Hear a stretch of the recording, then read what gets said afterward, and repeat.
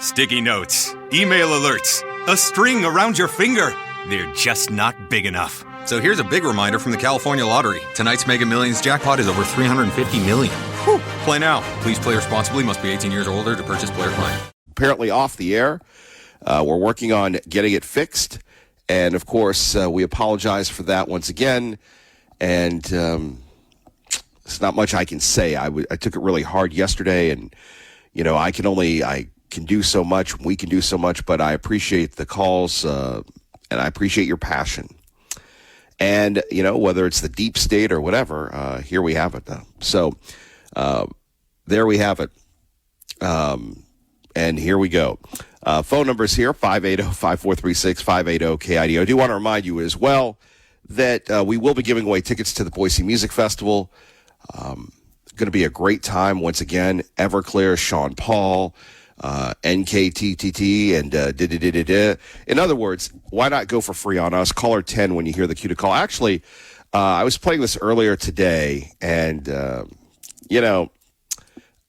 classic 1988 Ric Flair in honor of this. So ladies and gentlemen, it is now time for the Bunkhouse Stampede. This message goes especially to you. All right, when you hear that, when this message goes especially to you, we're not going to make it very difficult. So again, caller 10 when you hear Ric Flair screaming back in 1988. Those of you that were around in the old 1988 classic Ric Flair, what a way to start the morning. The Knicks lost last night. Kevin, we're not a sports station. I get that. We aren't. But it was interesting to see all the big stars, the president, and all the liberals were excited because they got to boo the president. Oh, whoop-de-doo. They got to boo the president as if that's an accomplishment. So you spent 10 grand, 20 grand, 50 grand, 100 grand to boo the president. And look, one thing that I love about you, one thing that I love about this audience, and you continue to fascinate me again and again and again, because you put things in the right perspective. And there are people, including me, that we get distracted by the sports. And unlike other incarnations of this great program that has been around for 31 and a half years, whoop-de-doo, 31 and a half years talking on the radio, talk radio, nothing else. We're not going to try to mold my views to meet your views. We're trying to mold my views to meet your views, not the other way around. And what I'm trying to say here is that sports is an interesting tell because you have all these people at the Knicks game, and there's Larry David, and there's this, and there's that. And maybe people need a break from the war. Of course, tell that to the people in the Persian Gulf. Tell that to our men and women serving in the Navy, in the Marines, in the Army, in the Air Force. They don't get a break. I understand they signed up for it, but they don't get a break. And when you're looking at the enormity that went into this thing, and you're going to, the highlight of your life is you're watching a bunch of skinny guys wearing baggy shorts throwing a ball through a hoop. And we're all lemmings. Not you, because you were watching Sean Hannity. Not you, because maybe you went for a walk. But I was a lemming last night watching the Pat McAfee version of the Knicks game because, again, Channel 6, no fault of Channel 6, got to be tough for them. No NHL, no NBA Finals because they're disputing DirecTV. Well, you should get smash and bash and cash. You're right, I should. But for some reason, because DirecTV had and still has a major employment hub here, and that Boise hub is one of the best in the country in the DirecTV plethora and pantheon and whatever you want to call it, Panera. I'm loyal to them, and they're having a big dispute, so there's no whatchamacallit. There's no NBA, there's no NHL, but it's fascinating to see the psychology because here you have these stars cheering these guys making millions of dollars. And I'm thinking to myself, do these people care about America? And most of these people are liberal. Most of these people are progressive. Most of these people, are going to support Graham Plattner. But at 580-5436, 580-KIDO, I caught myself going, okay, maybe I should be really reading the Iliad or the Odyssey or something that Al from Ontario has recommended. And you have grown people acting like little kids, which was fascinating last night. Big story nationally going on in Maine. Breaking news, Chuck Schumer going silent about Graham Plattner, the Senate Minority Leader ignoring multiple questions from CNN about the embattled Democratic Senate candidate, including whether he believes Maine Democrats should stand behind Plattner amid his growing list of scandals. It comes as voters are just hours away from heading to the polls for Plattner's primary, which is a crucial race. It literally could decide whether Democrats or Republicans control the Senate. Everything's on the line. Great point. Great point. So, CNN, it's breaking news that Chuck Schumer's not talking to them. It's breaking news that Chuck Schumer is not talking to them. Breaking news, Chuck Schumer tied his shoelaces. Breaking news, Chuck Schumer has his sippy cup. Now, why is Chuck Schumer not talking to CNN, and what does it mean to us in Idaho? You could say not much, but it tells you about personal relationships. Chuck put a lot of prestige and money on the line and recruited the governor of Maine to run. Plattner came along. Hi, I'm Plattner. I've got a Nazi tattoo. I text women that are not my wife, but my past is getting weaponized. Schumer knows that Plattner's a loser. We all know that Plattner's a loser. Oh, Kevin, that's mean to say. In Idaho, we don't say those things. He is a loser. The Republicans, say what you want about us. Say what you want about the Republican Party. But when it comes to opposition research, I wouldn't put it past them that they promoted Plattner. Susan Collins is not a conservative. Susan Collins is not a liberal. She's somewhere in the middle. She voted for Obamacare and voted to impeach Donald Trump. She's so crucial that Donald Trump is staying away from her. He's not mentioning her. She's not on the hit list because they're right. Maine does control the Senate. Just like Idaho controls Idaho. Idaho with Jim Risch, Mike Crapo. There you have it. Bottom line here, we're not going anywhere. Maine is a toss-up. So it wouldn't put past me that the Republicans somewhere found this Plattner guy and promoted him secretly, covertly. And Schumer's mad because you have people saying, you're old, Chuck. You're old. Apparently, being old is not a thing. And old Chuck, they want to get rid of him in the Senate. They are picking these young, crazy, radical progressives that may win the primary, but are going to continue to push people to the Republican Party. Now, you have to ask yourself, is it worth it? And whether it's a movie, whether it's a book, whether it's your life, is something really worth it? Maybe to pay off a debt, you work an extra job, but that costs you time from your family. Maybe, and it was funny, Scott Pelley talked about this. Scott Pelley talked about his whole life where his entire life was in war zones. His entire life was for the cause of journalism. And if you ever want to see a movie that really sums up being so obsessed with your career and how detrimental it is to your life, watch The Mule with Clint Eastwood. And see that whole, and it's a story about an old man and he's a drug mule and this, that, and the other. But it's a fascinating story that puts things in perspective. Do all of us, the older we get, have successes and regrets? I think we all have regrets. You know, I look at where I've been and what I've done, and I was talking to Mrs. Miller about this, and I said, you know, I was so focused on this, the fuel that feeds the fire, that I missed life. I'm not sad about it, but I realize it. And perhaps if I tried to enjoy life at that time, I wouldn't have appreciated it. And here we have the Democratic Party faced with the same Kevin Miller-esque decision. At 580-KIDO, do you go in with Plattner? Now, Plattner's going to win because you have people in Maine going, I'd vote for a light pole over Susan Collins. Okay, liberal.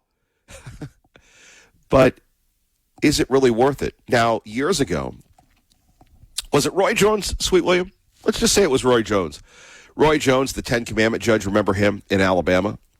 he got through the primaries, and all of a sudden, he got through the primaries, and what happened next? The Republican Party didn't support him because they didn't want that guy to be associated with the Republican Party. The Democrats, they don't care. The Democrats are going to have this guy that, as I said before, the Republicans have a file on him. The Republicans are just salivating for the general. And there's a reason why Chuck Schumer is mad. He got jilted at the aisle. Breaking news, Chuck Schumer going silent about Graham Plattner, the Senate Minority Leader ignoring multiple questions from CNN about the embattled Democratic Senate candidate, including whether he believes Maine Democrats should stand behind Plattner amid his growing list of scandals.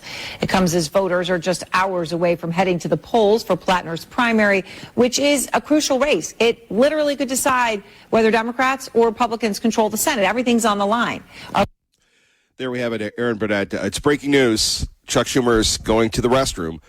By the way, good morning to our friend Rocky. Rocky, hopefully you can get us the signal, but we love Rocky. Let's see. I love this. Rocky wanted to let us know, Kevin, I have an antenna, so I get Channel 6. Thank you, Rocky. And by the way, there's not really a lot of outrage for Channel 6 being off the air, which is troubling for Channel 6. Cheers for the Spurs. Oh, Rocky, you're going for the Spurs? You and Mrs. Miller, Rocky. Come on, Rocky. I cheered for the president. He needs to finish the job in Iran. I have a lot of time in the Middle East. Iran is totally against us. Hopefully you have a blessed day. I'm praying for rain. Yes, Rocky, we're all praying for rain. I know Bo is very upset that it rained last night in the Boise area, and unfortunately, he slept through it. So there we have it. Phone numbers here, 580-5436. 580-KIDO. And, here we have Bernie Sanders, Bernie doing his own thing, which is crazy. Bernie sitting there, again, Bernie is supposed to be a man of principle, and here is what Bernie has to say. I will do everything I can to make sure that Graham Plattner is the next senator from the state of Maine. Yeah. Like I said, if we were more developed politically, and it's very strange. We have a bunch of people that they've pulled the Ben Shapiro offense, which is they go confront people on the street. Lord McLean, do you support Graham Plattner? Sally, city council lady, do you support Graham Plattner? It really what it says. It's exactly what it says. That they will do anything to win. Unfortunately, let's see. Here is the president last night on the NBA. And he knows a lot about basketball, but it's good. It's good for the game. You think the NBA it's a tougher game. The left wing stuff that they were getting criticized for? Well, it's a little left wing. I think so. It tends to be a little bit left wing, but it's great entertainment. Great. Is there an oil or gasoline pricer in this country? Hey, tell us about Wemby. Tell us about the Spurs, and then. That's so funny. That is so hilarious that, it's left wing entertainment. Hey, could you tell us about gas prices, Mr. President? Could you tell us about gas prices?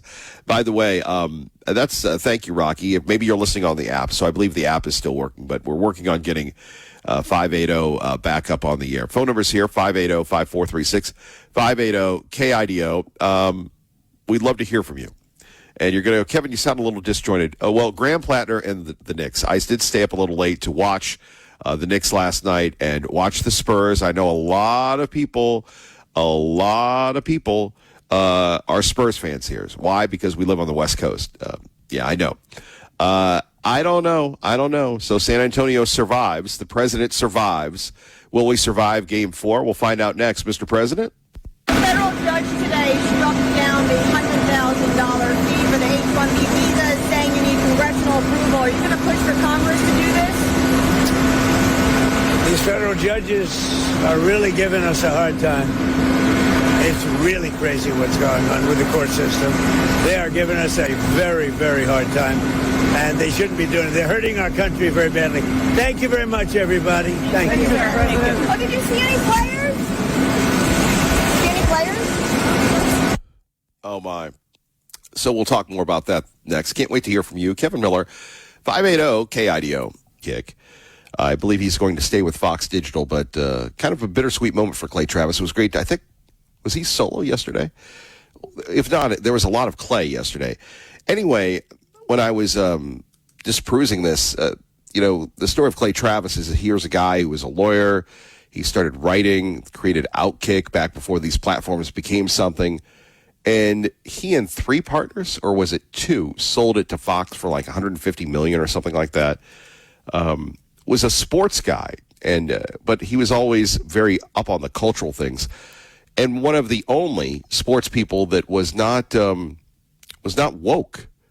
And so during the pandemic and everything else, he was really, really a popular guy. And now he and Buck are doing a great job inheriting the Rush mantle. But it's always good to hear, behind the scenes, if you will.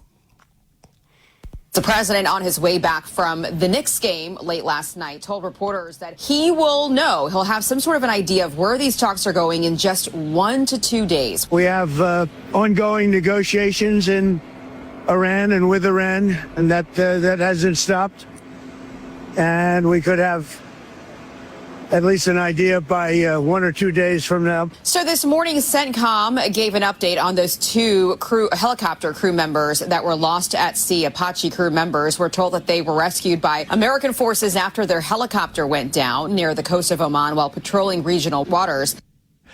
Phone number is 580-5436. Don't forget your chance to win tickets to the Boise Music Festival just around the corner.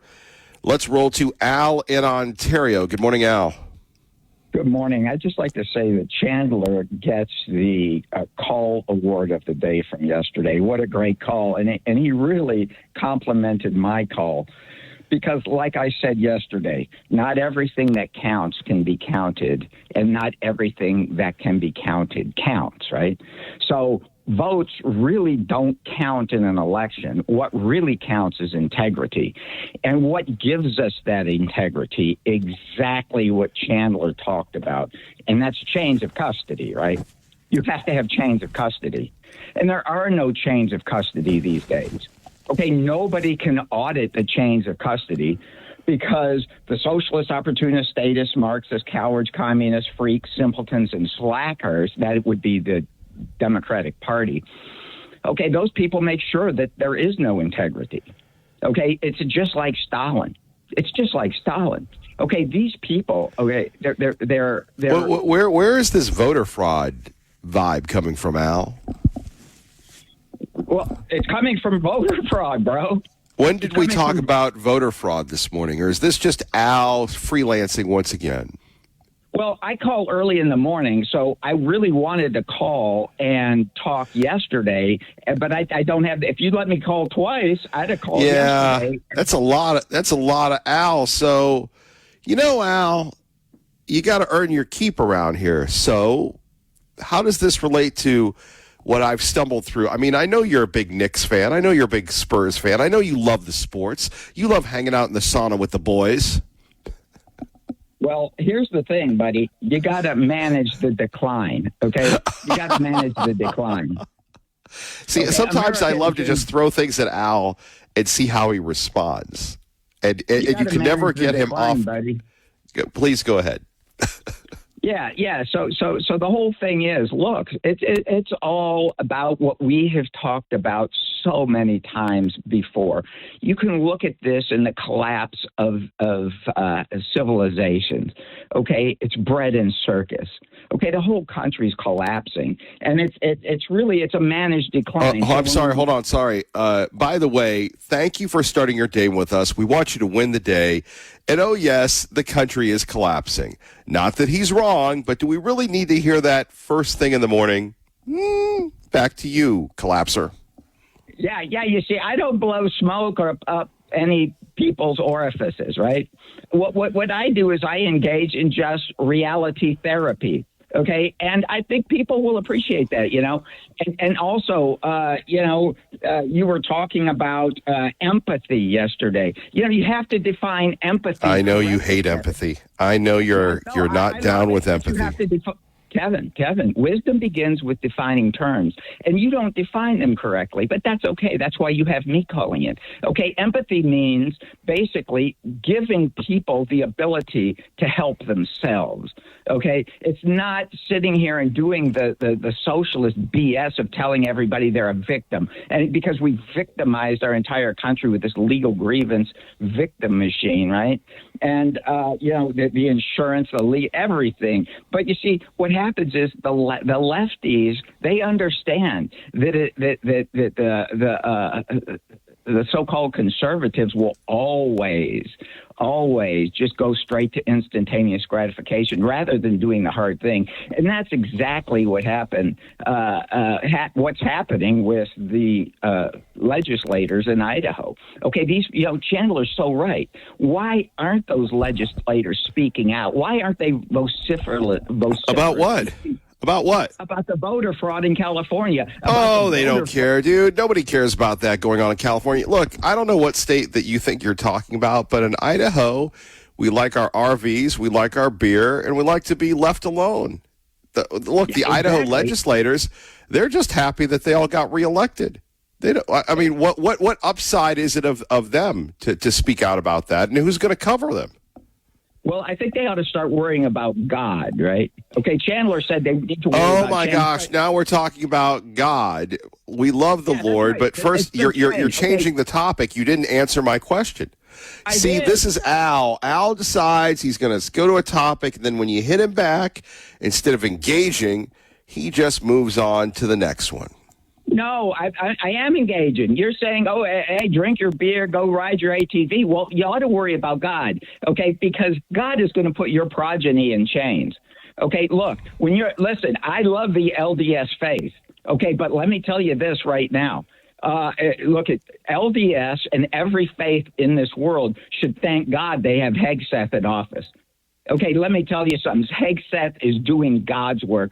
Go ahead and listen to Kill Chain, introduction to that book on YouTube. Look, and you will Hegseth and the Department of Defense had to retreat because Mike Lee and Mike Crapo said, we're not going to let you stand for what you did, Heggie. And guess what? They retreated. And we have that story on our website, KIDO Talk Radio. He didn't do it. Look. Oh, wait a minute. Isn't he the boss at the DOD? Look, you always give everybody Isn't the captain of the ship responsible? You give everybody the benefit of the doubt. You got to. And you see. Wait a minute. Heggie is the best until he makes a mistake. No, he is. He's got to get rid of your buddies, the process bozo generals that you love that have destroyed our military and have turned the Pentagon into some kind of freak show. And the first thing he does is he goes after the LDS. Good call there, buddy. He didn't go after Great call, Petey. He didn't. He didn't. You can't prove that. And what happens when it's brought to his attention, it instantaneously changes.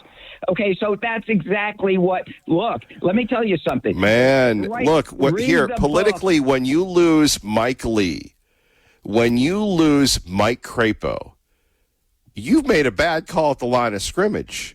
Look, Crapo loves Wyden. Those people just slap each other's backs. You got to understand what this whole thing is about. Look, you better thank God you got someone like Hegseth who really wants to make our military great. And read the book by Christian Bros called Kill Chain, and then you'll understand that what we need to do is bypass all these generals and all these processes and all these things that the manage the decline people have built up in the United States for the last 25, 30, 40, 50 years, because it doesn't work. Okay, what we need is people who understand the art of war. That is mass maneuver, speed, secrecy, surprise, and flexibility. I talked to you about this back in 2017 and 2018. Now, Christian Bros, he wrote his book, Kill Chain. I don't know what the heck this guy is talking about. Yeah, well, that's why you need to listen to me in the morning. And that's the thing. I have listened to you. We started with voter fraud. Then you backed up Heggie. And Heggie needs to be a man and apologize to people for this mistake. He's got a war going on, and they make this bad call at the line of scrimmage. No, Pete's a smart guy. Pete's a smart guy. He's a man's man. In fact, I'm sure that you would entertain him in the sauna. However, let me just say this. You don't make those mistakes. You don't go after allies. You don't. He's not the guy. You don't even know if he made any decision on any of that. Al, thank you for the call. Gotta love Al in Ontario. You know who Al in Ontario reminds me of? The year was 1998. Or was it 1989? Ladies and gentlemen, it is now time for the Bunkhouse Stampede. This message goes especially to you. 580 KIDO. Let's get you to work safely and on time. Did we have a winner, Bo?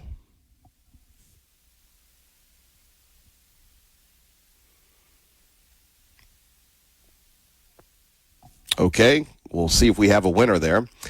If we didn't, we'll make sure we get one. Let's take a listen to what Bernie Sanders has to say. The Republican super PACs, controlled by the wealthiest people in this country, are plan to spend $100 million in a very small state like Maine. Extraordinary amount of money. Now, why do the richest people in this country want to defeat Graham Patten? That should tell you everything you need to know, because he's going to stand up for working people. Is he a saint? I guess not. I don't know too many states here. So there we have Bernie Sanders giving us the whole idea there that I don't know too many saints. Is he a saint? I guess not. I don't know how many saints are here. Why are you spending a lot of money, Bernie? Why are you backing a guy that clearly should not be there? Let's see. By the way, we didn't have a winner. So you didn't listen carefully. I guess you don't like Ric Flair. So we'll do it here because we want to make sure that everybody goes to the Boise Music Festival. Phone number's here, 580-5436. Caller 10, you win. Let's go to Brian in Nampa. Brian, good morning. You're on 580 KIDO. Hey, speaking of saints, Bernie, I think I know a few, at least Latter-day Saints. And sorry I'm a little late, Kevin, but I'm doing a little bit better. The Church of Jesus Christ of Latter-day Saints loves Donald Trump, and he knows it. And he spoke with Glenn, and Trump fixed it. So to all you Christian nationalists out there that don't think we're Christians, and I would consider myself a Christian nationalist, Kevin, I told you so. When are we going to stop this, Kevin? I mean, all the Christians out there, we probably agree with 95% of your doctrine. My Jesus can atone for 5%. I know he's atoned for more than that percentage in me, in my sins. So can we stop this game we're playing? And Kevin, I just want to tell you a story about 3 members of my church that are in my family that served in the military. Grant Gunderson, my grandpa Gunderson's brother, served in World War II. He used to climb through tunnels with a 1911 and a flashlight, pushing the enemy out.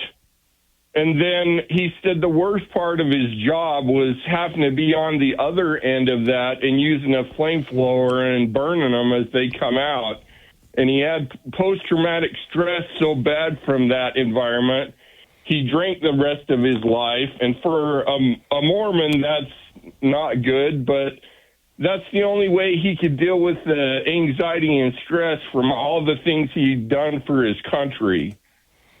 Another member of my family, my wife's father-in-law, served 2 terms as a Marine in Vietnam, and the things he saw and done were so horrific he wouldn't even tell his own children and wife, but he told me to try to keep me out of the military.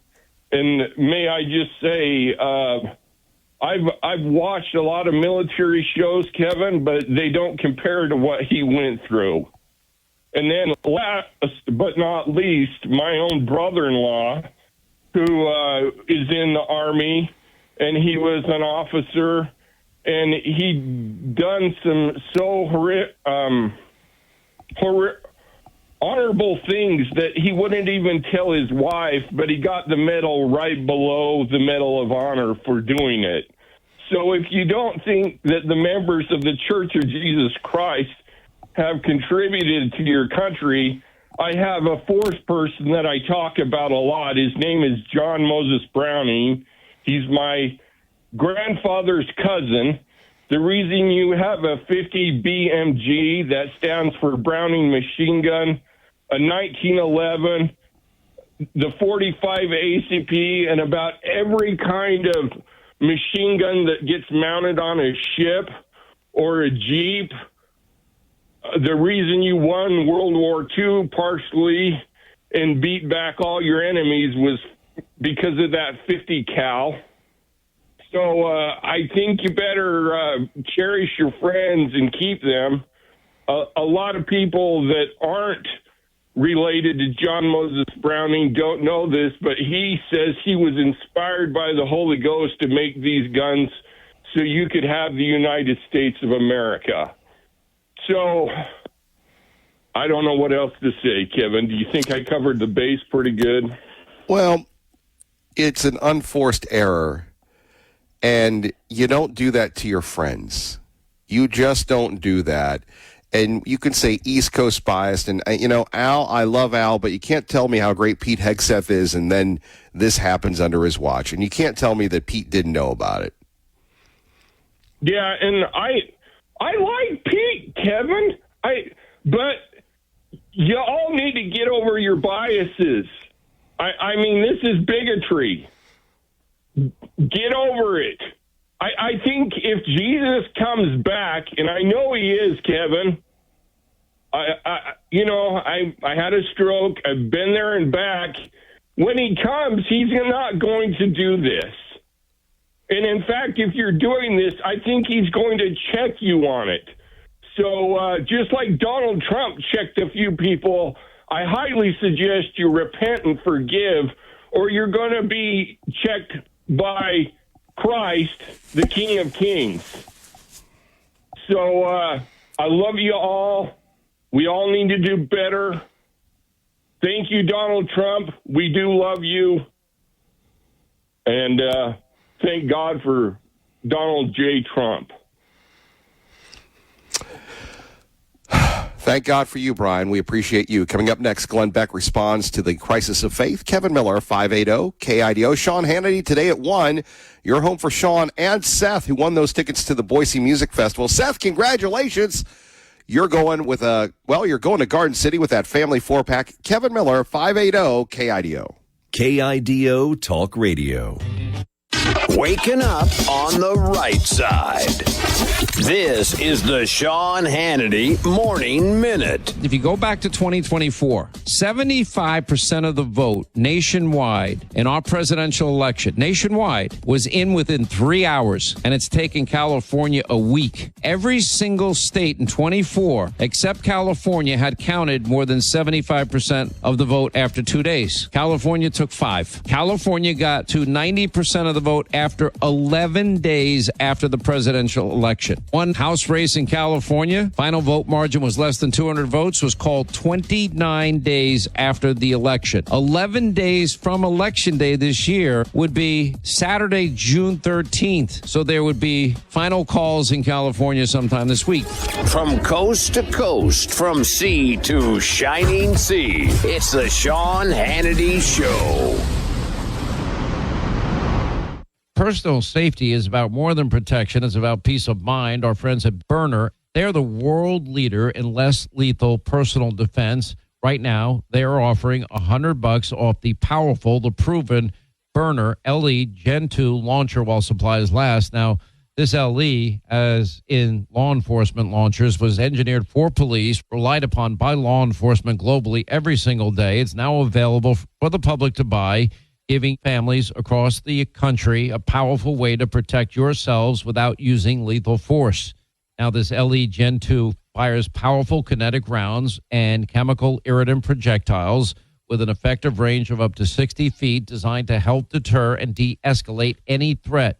You don't need a background check. You don't need a permit. It's legal in all 50 states, and they will ship it right to your door. All of these launchers hand-assembled in Fort Wayne, Indiana. Go to byrna.com. That's byrna.com. The president's saying he's going to know something in a day or two about the situation in Iran, and also keep your thoughts and prayers to our people serving in the military. Just because there's no firing going on doesn't mean that they are not in danger.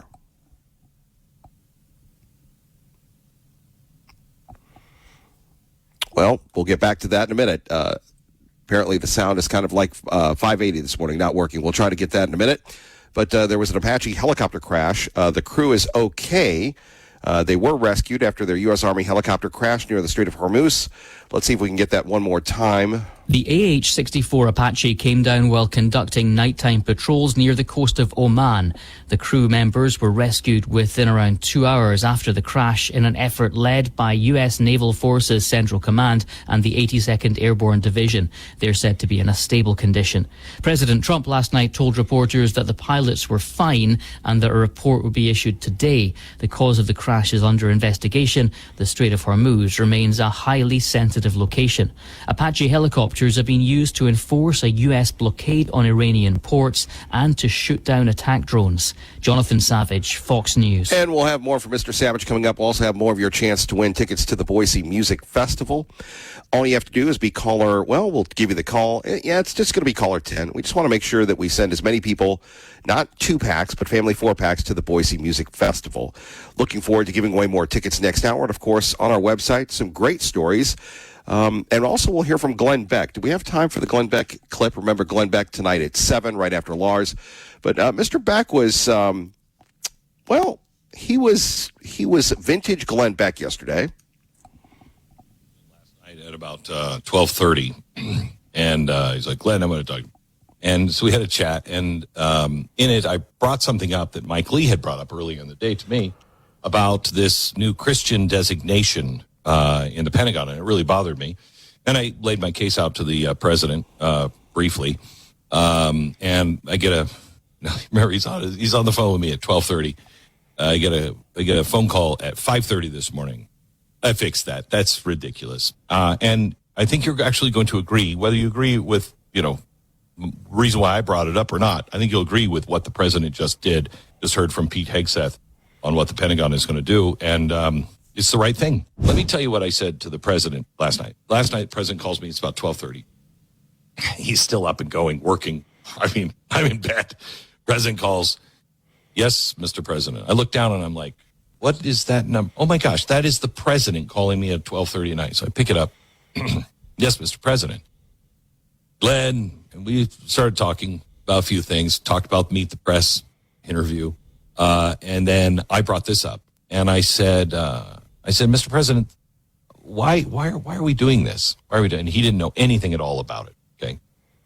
Now the reasoning has been this is just an administrative change, and the Pentagon has said it's no big deal. It's just administrative change. We're just sorting things out. We're just putting people in categories. That's the problem. Okay, that is the problem that I have. The danger is not who holds the power today to categorize. The danger is that the power exists at all. Okay?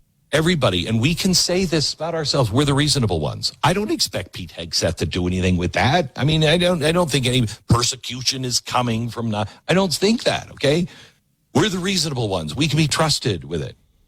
But people creating classifications never imagined themselves as the future oppressors. They see themselves as the organizers, the administrators, the managers. Look, this is a very complex system. I'm trying to simplify. And that's exactly what was said, okay?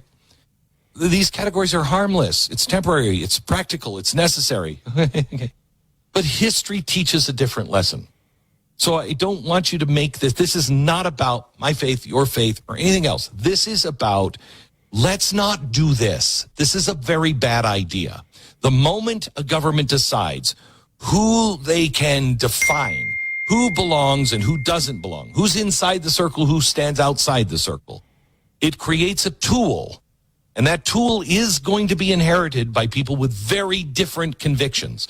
Interesting point by Glenn Beck. We'll talk about it in a minute. 580 KIDO traffic. Let's get you to work safely and on time. Good morning, Dave. Good morning, Kevin. From the Pacific Steel and Recycling Studio, traffic now on the freeway as you're coming out of Canyon County into Ada County. Franklin on down to Garrity, you're starting to see slowing there, and at the county line, still finishing cleanup of an accident at Federal Way and Amity.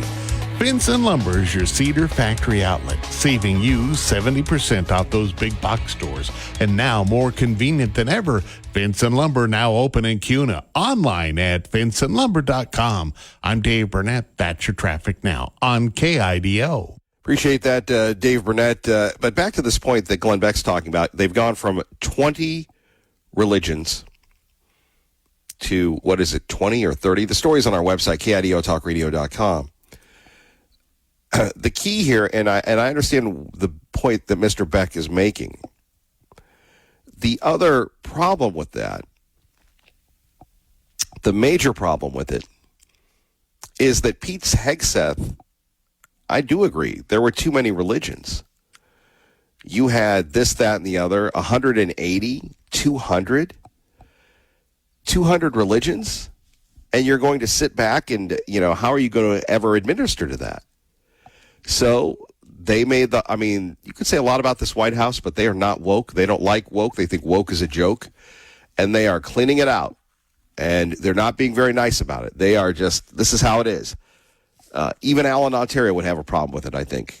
Get going, Al. Get out of the sauna and get to work. Scrub that floor, Al. But when you start saying who is a Christian and who isn't a Christian, and we have a lot of people here that debate that issue, it's an unforced error. Who am I to judge? I got enough problems of my own.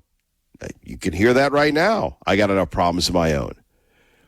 And until we solve our own problems, and what I love about the Protestants is they know the Bible.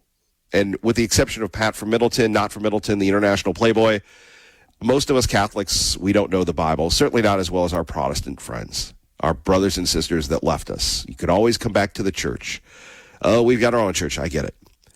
But, he, without sin, cast the first stone. And as I said yesterday, the idea of I'm a tough guy and I'm this and I'm that, that's wonderful. But also you got to pull the Carnegie. I like Carnegie, but the Carnegie. You got to start winning friends and not alienating your friends, especially friends of faith. Kevin Miller, Jonathan Savage coming up, plus your chance to win tickets to the Boise Music Festival. All that and more right here on 580 KIDO. Good morning. To Jonathan Savage, who joins us now, the first Savage of the week on 580 KIDO, live from London. Good morning, sir. Hello, good morning over there. Good to have you with us. It's all about Iran, and Iran. Anyway, good morning. Yeah, good morning. One thing, though, that we should talk about regarding this, on the fringes of this conflict, is the crash of a U.S. Army helicopter, an Apache helicopter, which has come down in the waters off the coast of Oman near the Strait of Hormuz. There were 2 soldiers on board, 2 pilots. Those pilots were rescued after about 2 hours in the water by what is reported to be a U.S. military drone, an unmanned surface vehicle. They're in a stable condition. President Trump says that they are fine.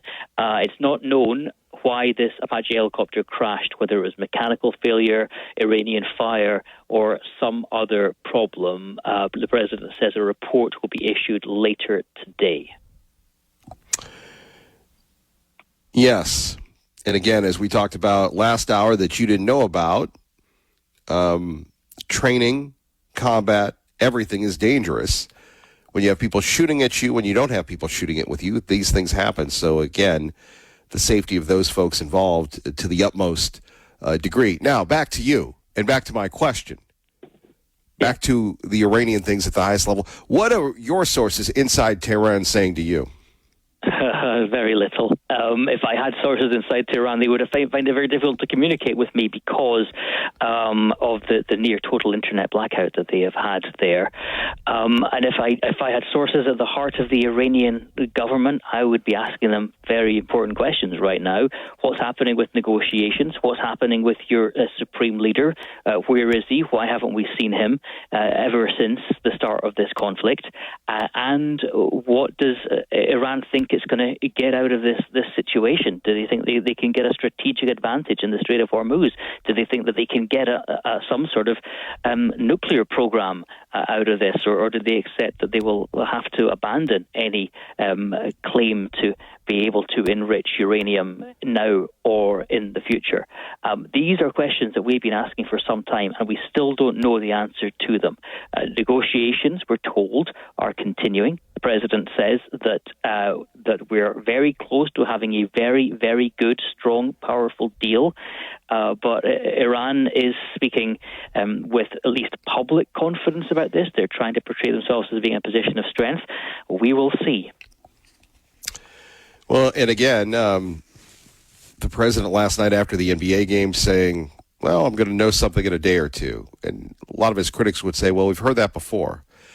The bottom line here is, and I know you're not an analyst, you're a reporter, but if the world is really suffering so much, why are you people not helping us?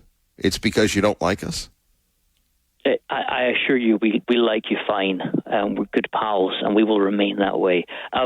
If you ask, for example, British Prime Minister Keir Starmer why the UK military is not involved in this conflict, he will say, firstly, the UK was not consulted in advance.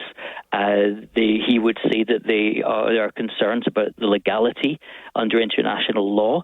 He would say there's no mandate from the UN. He would say also that he's concerned that there was no clear strategy for how it was going to end. He says that he said multiple times he does not want the UK to be dragged into the conflict. What the British government and the French government and others say they're willing to do is get involved in securing the Strait of Hormuz, reopening it, but only once the threat of fighting has disappeared. Well, wait a minute. If it's truly a threat, what do you mean dragged into it? You people are going to be without oil soon. We're all going to be without oil. So the French and the Germans and everybody else, and I'm not saying this in an accusatory tone, I'm just saying the crisis is either real or it isn't. One could argue that this crisis is even bigger than America's response to September 11th because world oil supplies weren't threatened to this level at that time. And yet, because people don't like Donald Trump, it appears that there is no help on the way for us. And I understand that. I'm just pointing that out. It just seems like the rest of the world says, let America handle it, when they truly are going to be negatively impacted by this as well and are being impacted by it. Yeah, they are being impacted by it. We're all seeing oil prices rise. There is less crude oil on the markets than there was, and that's affecting not just the gas prices, but there's less fertilizer components on the market. A lot of countries are affected, a lot of Asian countries particularly affected, China, Bangladesh and India too. I think there's also the question of what would the UK, France, other European countries be able to do that the United States can't. The United Kingdom's Navy, far weaker than the American Navy. Could the UK offer diplomatic support? Would that be something they could help with? Very simply, I think you need to send forces to the region and help us start clearing out the mines. I think, strength in numbers, obviously. I mean, you can't just sit there on the sidelines and say, what are you doing? We've requested help and we get the Heisman. We don't want to get involved because apparently the rest of the world doesn't view the Iranians as a threat. Okay. You find out who your friends are when you put your hand out and somebody gives you the short arm when you're supposed to be tagging in. And I get it. Mr. Trump is giving everybody the stunner, and nobody likes to be called out. Nobody likes to be whatever. It's like the Ukrainian situation. If it's so bad, it's time to, when you were pushed around, you learned how to do the super kick. You didn't call Kevin Miller to help you. You defended yourself. I mean, you look, President Trump has also said at times that he doesn't need help from NATO. He just said, we don't need any help from NATO, but they should have been there. That was what he said. In terms of China, he said he didn't need help from China with Iran. So I think maybe the West is saying, like, okay, tell us what it is you want. We don't want to get involved in the war, but if you want diplomatic support, we'll do it. And there are the French say that they want to send minesweeping ships too, but again, they're not going to get involved if they think that their troops are going to be at risk. Oh, well, yeah. I'm glad they didn't need any help in the big one. Boy, and you sound a little defensive, actually. I'm just, you said that he asked for help. He also said that they don't need help. So, after you dissed us, it's like getting spurned. Hey, would you like to go out with me? No. Okay. Well, I didn't want to go out with you at all either. So, I mean, my limited logic here is, if it's that bad, then it's time to, suck the lemon and get into this. But I'm sure the president would welcome that, but he doesn't have any friends. Yeah, he would certainly welcome assistance. I'm sure he would. I'm sure he would welcome diplomatic assistance. He would welcome to be able to say to Iran, look, it's not just us and Israel. All these other countries are pressuring you as well. So, that is one argument that he could make. And perhaps as time goes on, he will want to ask European countries to make an argument like that, especially given we're over 100 days into this conflict now and we don't have a deal on the table. Jonathan Savage, anything we should be looking out for, sir? Over the next few days, a few scenarios could come to light. We could see a deal emerge that could lead to tensions going down. Maybe the shipping will start back up again. Maybe a long-term ceasefire. Maybe Israel will strike again against Hezbollah and Iran will retaliate, and that will derail the diplomacy. Or we could stay where we are right now in this sort of stalemate situation. Yeah, the Israelis. Jonathan Savage, we always appreciate you. Sorry for being adversarial. I know you're not used to that. I'm a lover, not a fighter. That's why they call you the Heartbreak Kid, sir. Okay, of course they do. Thank you again. Take care. All right, our great friend, Jonathan Savage. And we're going to talk about that in a minute. But first, another outrageous comment. Okay. And I'm voted for Graham Plattner. And why is that? Enthusiastically, I voted for him. So there's several reasons. The first reason is that the most important thing in this election is unseating Susan Collins. She has single-handedly dismantled reproductive justice in this country. She has voted with MAGA leaders every single time except when she wants to save face. There we have it. Somebody that makes Kevin Miller look tan in Maine, which is quite an accomplishment, saying they're going to support the guy that's got a lot of baggage. And I'm telling you, the Republicans are going to drop it on him once he wins this primary. He is going to win the primary, and there you have it. And I always love when people talk about how bad things are. They go back to President Trump. And, well, President Trump did this. President Trump did that. We're not talking about President Trump. We're talking about Graham Plattner, who, you're going to love this one, he wants you to fund his campaign. That sounds distorted to me. It's kind of that kind of morning. Let's go to Double D, the cleanser, David DeHaas. Paid for by Living Waters Wellness Center. And here he is. Ba-da-da-da-da, no distortion here, Kevin. Hey, I participated in a triathlon this week. Now, I only do it because my kids do it, and it's become a family affair. Now, my only regret, I should have trained for it. But I muscled through and overcame my brain saying, stop, this is crazy. No, wait a minute.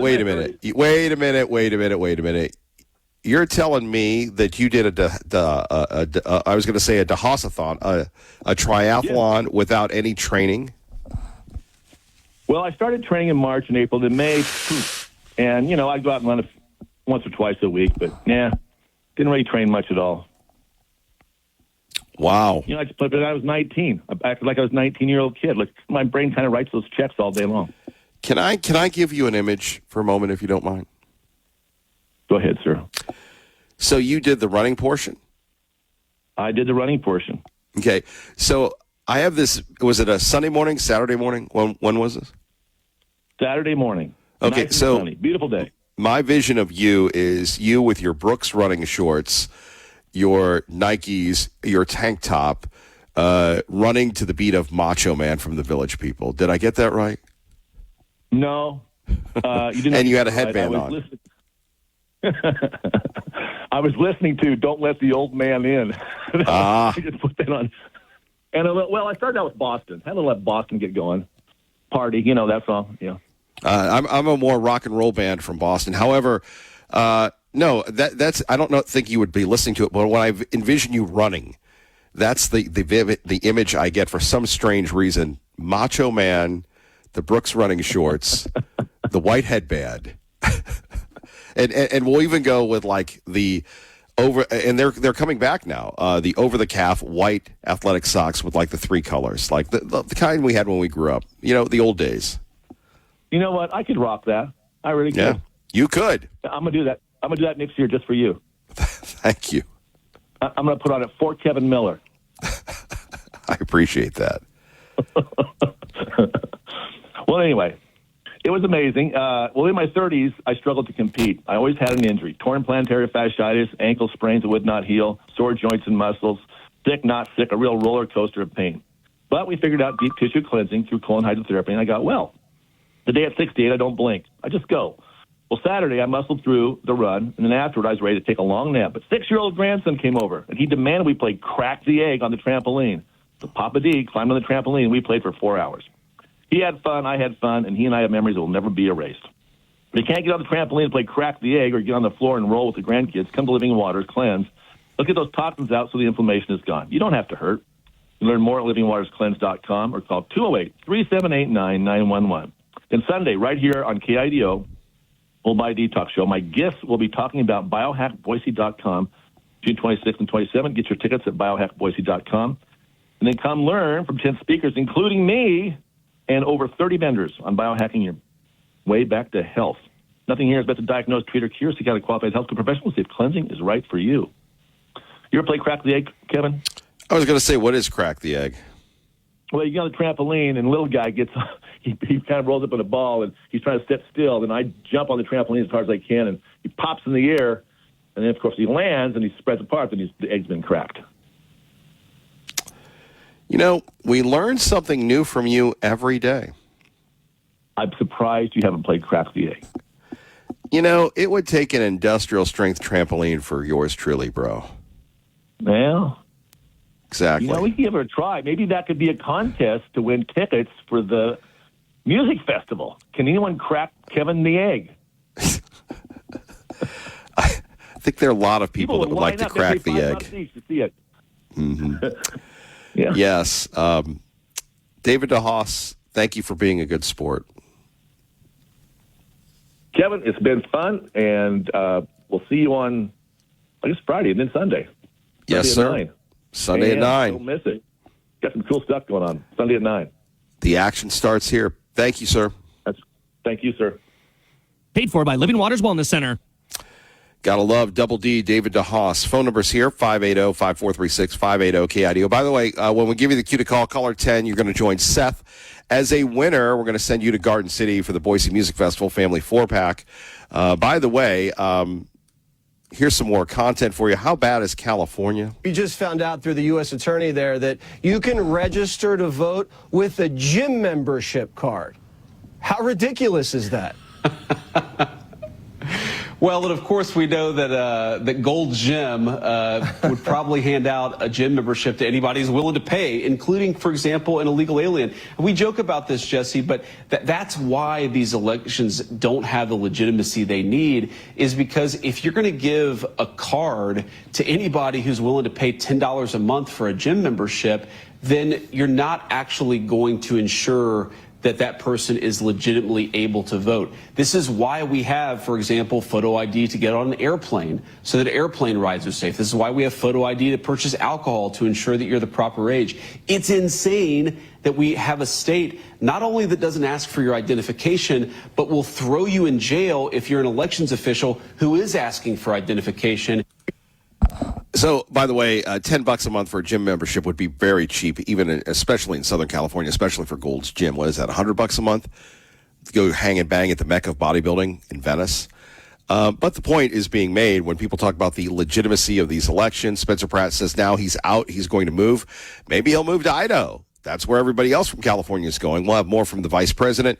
Stories we are monitoring. Will there be a deal with the Iranians today? Possibly. I know we've heard that before. The war is over 100 days old. The president coming back from the New York Knicks game saying, and the San Antonio Spurs game saying, yeah, I'm going to know something in a day or two. The California voter fraud continuing. And, of course, more of your calls and chances to win tickets to the Boise Music Festival with me, Kevin Miller, on 580 KIDO. Caller 10, when we give you the cue to call, coming up very soon. By the way, the president last night, and a lot of libs will say, ha, ha, ha, ha, ha. So the president went to the San Antonio Spurs New York Knicks game. A lot of people on the East Coast all about the Knicks. My East of the Great River bias showing. I could see Tea Party Bob in his Knicks jersey with his headband. I'm a Celtics guy, but again, great game. The Spurs won, and it was kind of tough. The Knicks hadn't lost in 48 days, so now they're blaming President Trump, which is pretty wild. So here's the national anthem. Who boos the national anthem?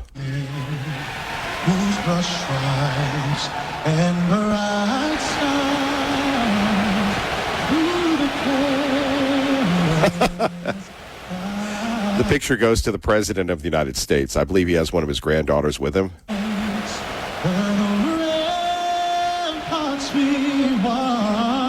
Boy, excellent national anthem, by the way. Excellent national anthem. Incredible national anthem, boy. Man, I wish, boy, just beautiful voice. I could hear that all day. You know, talking about our great nation. And again, they're New Yorkers. But the president has this unique superpower. You can boo him. You can do whatever he wants. It doesn't matter. Sure. Well, you know, the Spurs, they have some good players. Wembayama, Castle did well tonight. But I'm still going with the Knicks. I think that they're going to pull it off. And, Mr. President, it was awesome to be able to spend the night with you. The energy was amazing. Jim Dolan was a great host. But this Knicks team, I mean, OG Anunoby was fantastic. Jalen Brunson's Mr. Clutch. They have great heart. So I'm feeling good about how that series is going. How many games? I'm going Knicks in 5. I feel like it's a resilient, strong team. He knew every player. They're going to come out for Game 4, and they are going to deliver. Game in San Antonio?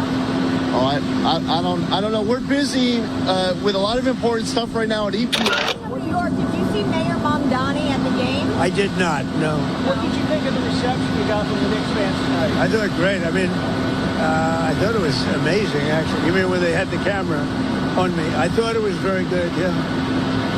It was certainly amazing. It was. I think mostly cheers. It was loud and it was very enthusiastic. Mr. President, ESPN. You know, the guy will never get enough credit for this. And yeah, I understand it. We didn't elect the cult of personality. There'll never be another like him. And you're going to go politically, you're right, Kevin Miller, there shouldn't be. Or politically, you're wrong, Kevin Miller, there should be. But I don't know if it's the guy that does the Johnston biographies. I don't know if it's Chernoff or Cherno or whatever that does these incredible. But you take a look, and even the presidency is a small portion of this guy's life. You could look back 100 or 200 years from now, and I'm going to tell you, people are going to be studying this guy, the president, as one of the most historically significant political, entertainment, cultural figures of our lifetime. And we're in the middle of it. And maybe we'll be able to tell not our grandkids because they're around right now, but maybe as you as a child, and by the way, if you're a young person, thank you for listening to the program. And if you're an old person, thank you for listening to the program. But the key here at 580-5436, 580-KIDO, the key here is there has never been a figure, and I would say in world history, like this guy. And and I'm not even talking about the building, but the fact that this New York real estate guy this cultural movement, was in all these movies, and he was always on the outlier politically. I go back to Trump buying a team in the USFL to try to leverage that to get into the NFL. And you think about God and Donald Trump. Think about that for a minute. God and Donald Trump. The president of the United States, let's say if he were allowed to have bought the Buffalo Bills in 1988, would he be the president? Let's say that if he had won the Reform Party nomination, and was that 2000 or 2000? It was probably 2004. But no, people picked Pat Buchanan over him. Would he be the president of the United States? If Barack Obama had not called him out and embarrassed him at the White House Correspondents' Dinner in 2011, would he have run in 2016? If the Republican Party, there are so many times we always pray to God, and I'm the same way. God, please help me. And then, maybe this is why we're human, maybe this is my crisis of faith. When God helps us, we go, well, it can't be God. Because maybe that's a crisis of faith. Maybe that's my own personal testimony I'm sharing with you. But you look at a miracle and you go, thank you, Lord. And here you have this guy, President Trump, who has been the target of everything. And yeah, he asks for it. And then we go to the legal system of how the guy turned the other cheek. He's run out of cheeks. The media, the Republicans, and as we talked about yesterday, he has no fans within the Republican Party. You can't tell me that McConnell, Romney, Bush, all those dudes, Susan Collins, Murkowski, they're not waiting for the days because Donald Trump, the whole key to Trumpism is, does the movement survive when the president leaves? Now, the president will have media companies. He'll be running wild.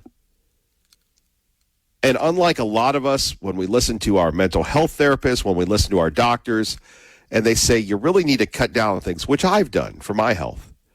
This guy, he just rolls. And if he wants to close his eyes during a basketball game, so be it.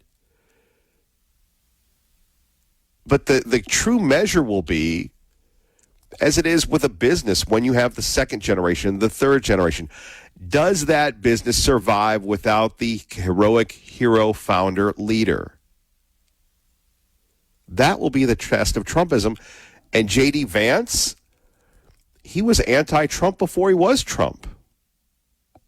Marco Rubio? I mean, who is the heir apparent? Sean Duffy? Brad Little? Raul Labrador?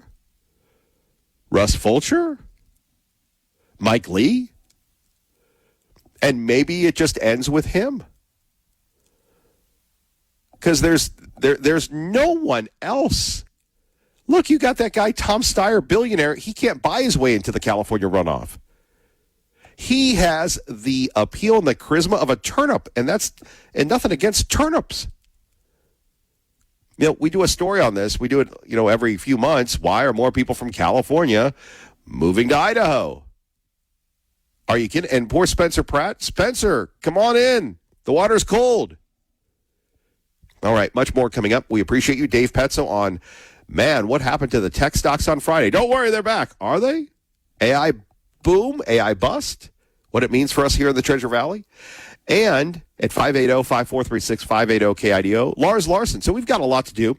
Appreciate you joining us. Really, really appreciate you joining us every day on the right side. Let's get you to work. Double secret probation. Good morning, Dylan.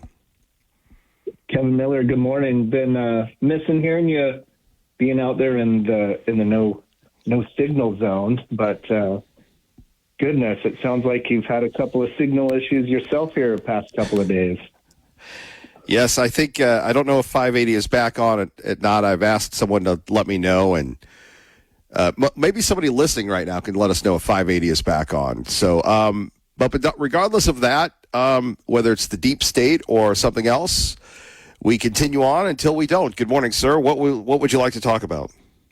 Well, so I've got to say, coming back to news and hearing this reclassification of religions in the Department of War, that is tremendously offensive to me. Of course, I'm from Idaho. If you're from Idaho and you're here loving it, if you're new here, you can say thank you generally to the LDS Church for what made it amazing, starting back in, I don't know, in the 1800s. Having graduated high school in Madison High School in Rexburg, Idaho, in a 98% Mormon community, I don't know if anybody recognized the name of the Church of Jesus Christ of Latter-day Saints. You have never met a more dedicated group of Christians anywhere as a general populist religion. I've been around a little bit. I've lived in many different parts of the country. Can't say this world, but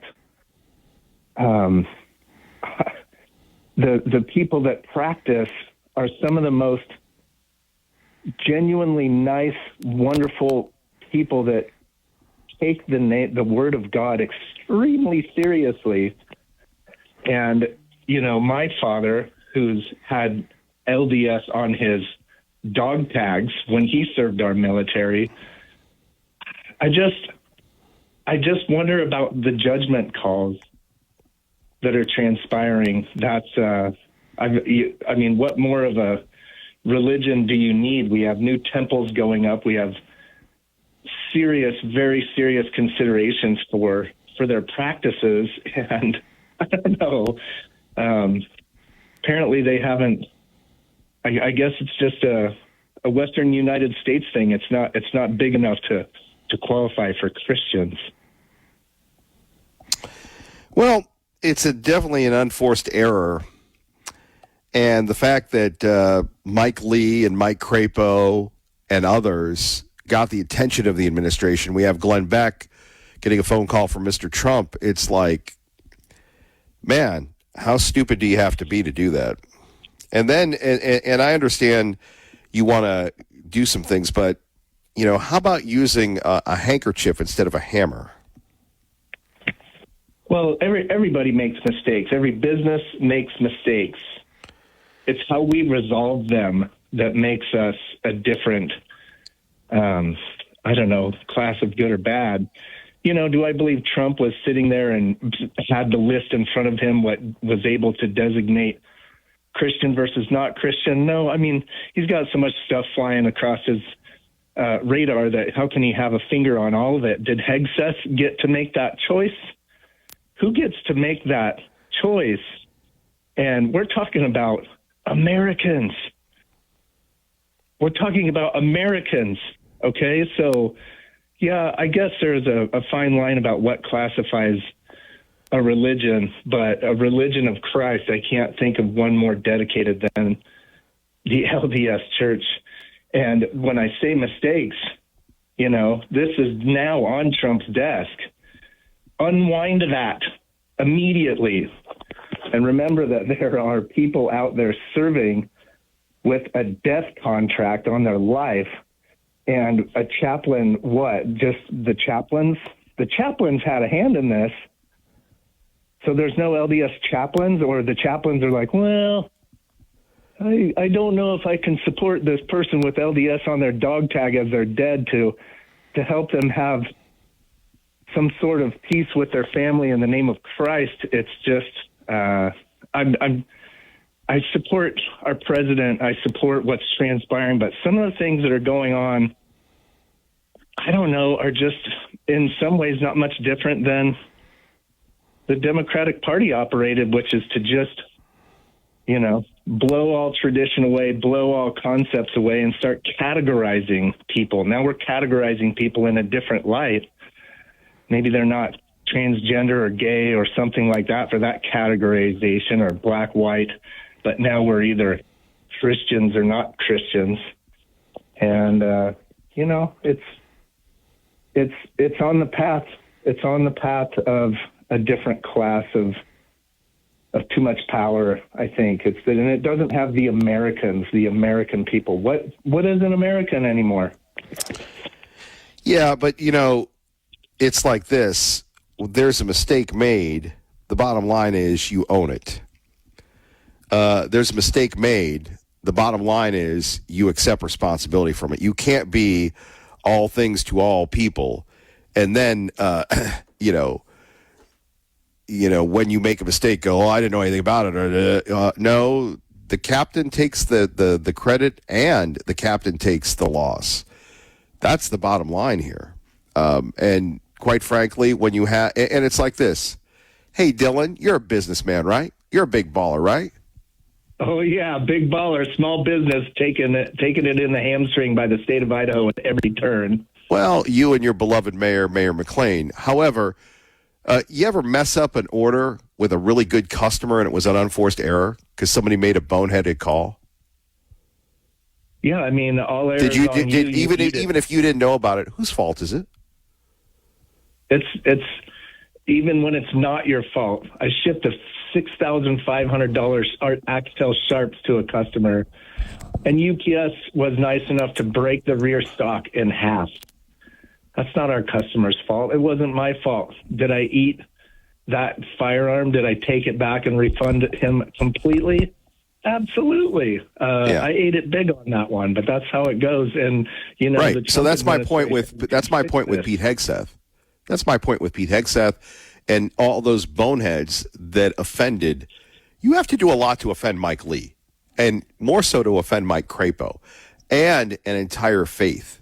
You're going, who is running this place? Never mind the war. You've got enough critics that want to destroy you. Now all of a sudden you're doing this thing. And like I said, Pete Hegseth is a smart dude. I expect more from these people. The bottom line is this was a bad call, and it's kind of like this. You a fan of artichokes? One of my favorites. Okay, so I've recently become a fan of artichokes.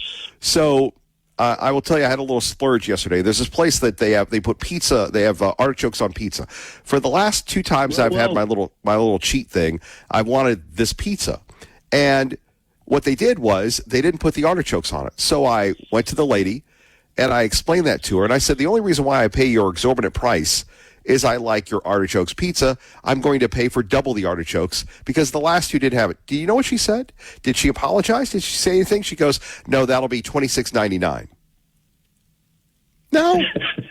That's the issue. Look, you want to be successful, own your mistakes. Like you do. Yeah. It's accountability. Accountability is low across the board in most sectors, industries, communities, cultures. Take accountability for whether you want to get pregnant or not. Take accountability for whether we want to just justify.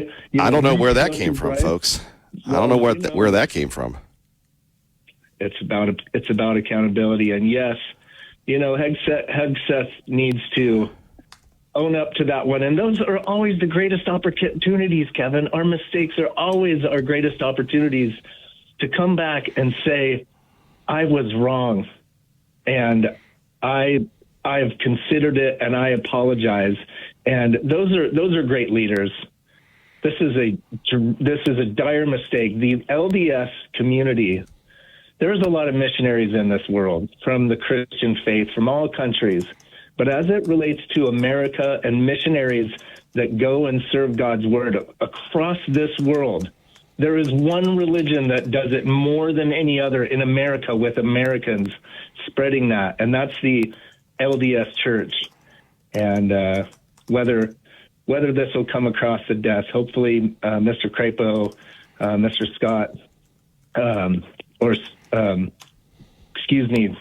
senator from Utah, hopefully Mike Lee. They can put a little bit of pressure. Mike Lee. They need to admit that mistake. And it's a wonderful opportunity. The LDS Church, even in our own governor's election, Mark Fitzpatrick was chastised for saying that LDS aren't Christians. Do a little research and make that was again another boneheaded conversation. Go you haven't been around that community. You don't know what you're talking about. And I have a great appreciation for the members of the LDS Church. I can't say that I participate or am LDS, was born into the LDS community, but it's just a wonderful group of people that have built what we all enjoy today. And on that note, Dylan, we'll be seeing you. Take care, bro. Thank you. We go to Ron Grant, who joins us now. Paid for by Ron Grant, your safer money specialist. And the wars come, the wars go, the money comes, the money goes. How to keep your money. Ron Grant will tell us that. Good morning, Ron. Good morning, Kevin. How are we today? Well, we're wondering how to keep the money safe, Ron. That's where you come in.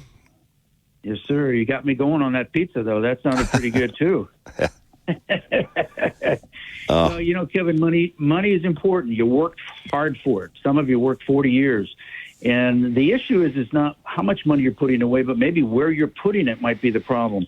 Traditional retirement plans, 401ks, 403bs, IRAs, etc., are all tied to the risk and the fees of the Wall Street casino. Yes, if we have a recession or depression, the products that my clients and I own are recession and depression proof, and that's nice to have because we have a lifetime income that we can't outlive. We get to participate in some of the upside of Wall Street, but never the downside of Wall Street. But we get that lifetime income for our families that we can't outlive. If we're married, when one spouse passes, the other spouse gets that income for the rest of their life. And then whatever's left goes to their beneficiaries. I can't stress this enough. Top 1% of our nation gets income from multiple sources. Hopefully you will want income for the rest of your life. And if you lose money in the Wall Street casino, maybe you can move in with your family. Maybe you have to go back to work. I don't know how that works. But my clients and I, we don't have to worry about that. Ron Grant, how do people get a hold of you? Well, I put together a great educational website that they can go on 24/7, articles to read, videos to take a look at. You can even email me from the site, and that's safermoneyspecialist.com. But, let's have a phone conversation right here in the Treasure Valley. This is my 30th year helping people, Kevin. Want to make sure that you have a legacy protection for you and your family, and they're out of the Wall Street casino with the risk and the fees. 208-660-1372. Ron Grant, we appreciate you. Thank you. Appreciate you, buddy. Have a good day. Paid for by Ron Grant, your safer money specialist. And keep it here, your chance to win tickets to the Boise Music Festival next. Kevin Miller, 580 KIDO. To the Boise Music Festival right now. Call in now, caller 10. And thankfully at Idaho, we can agree to disagree. But when someone calls you a liar, what do you do? But I would tell you, it was actually to investigate voter fraud. It was one of the first things that President Trump in his first term set out to do, was to investigate voter fraud. And you know what they found? Nothing. They found nothing. I just believe that this is a news show and a news channel. I have an ethical responsibility to say that you are lying. Uh-oh. You are lying. I have ethical responsibility. I didn't interrupt you. Hold on a and second. you will not attack me. You don't call me a liar on national TV, sir. Do not call me a liar on national TV. Liar. I'm going to let you. You are a liar. Respond in just a minute. And that I say that. Charles, finish I can spell it too. And I have an ethical responsibility. If people are going to come over here and poison voters' views of an election system that has no proof that it is rigged in any way, spouting the same lie that the president is spouting, we have an ethical responsibility at this table in a news show on a news channel to call that out. And I'm going to do that. Caroline, you can huff and puff. You can huff and puff and be mad all you want, and I don't care. Hal, you can respond to that. You keep ignoring what I've said. You're saying... I'm going to keep ignoring it because you're lying. Let me let him finish. Let me let him respond. We didn't know there was mass Medicare fraud. Until we did. To be continued. 2 down, 2 to go. Stay with us. 580 KIDO. Those tickets to the Boise Music Festival. Keep it here this hour to win those tickets as well. Joining us now is Dave Petzo, Money Matters. And Dave, I was thinking of you last Friday. Where are you now? It's not often that I get a win. Not in this market. It's not often that I do, but Yes. Well, I don't know if you heard Saturday, but yes, I started off after we were talking about how bad a day that was. That was a horrible day. It was an absolutely horrible day in the market. Well, what happened? You know, Kevin has a great point, okay? Yeah. I love talking about this because people, it's important when we're at whatever news you're gathering, but particularly in the markets. Everybody wants to equate every move in the market to some news event that happened that day. Oil prices went up. Oil prices went down. Looks like we're going to have peace. No, we're not. And the answer is none of that. Everybody was like, okay. So, it was the jobs numbers. The jobs numbers were so good that now we won't get a decline in interest rates. So we're back to the whole thing, right? We're back to that. The Federal Reserve is responsible for every tick in the market. It's not corporate profits, not how well corporations are doing, the economy, anything like that. No, it's the Federal Reserve. And we're back to that nonsense. And here's what I wanted to say is that, no, a jobs report like that is a beautiful thing. It's a great thing. It says the economy is better than people thought. They went back and revised the prior 2 months massively, Kevin. It was like 250,000 jobs. This wasn't the greatest report in all of history, but compared to lately, this was massive and a complete turnaround. And then they want to. So what happens is that the market is down. Now I have to go, what caused that? Let me look around for something. I need to find the villain of the day. And they go, that must be it over there.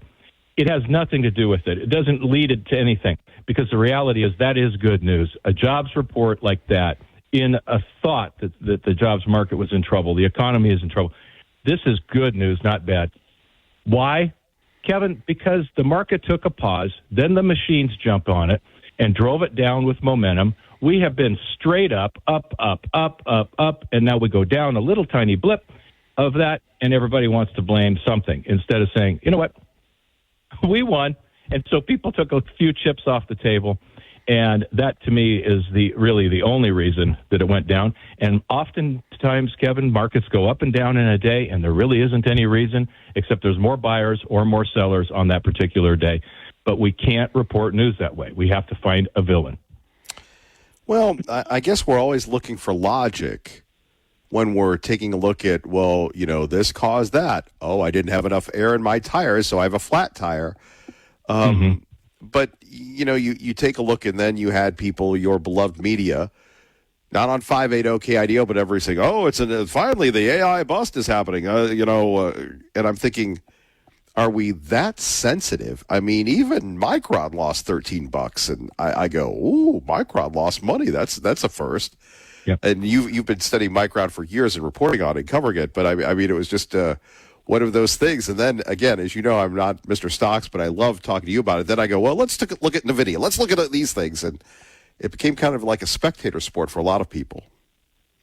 It did, and it was a really bad day in the areas that have been so good, right? Which is AI-related stuff. Anything AI has been on fire, right?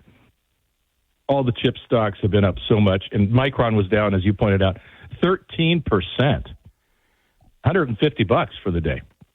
Wild drops. And those were after they've gone up hundreds of percent in just the last few months. That's what happens. It goes ballistic and then has a little decline. And, of course, we paused over the weekend, come in yesterday, boom, we're on fire again, back to AI. What happened? Nothing happened. It's not over. I don't know why people have to call the tops and this and this and this. You never get the top. You never get the bottom.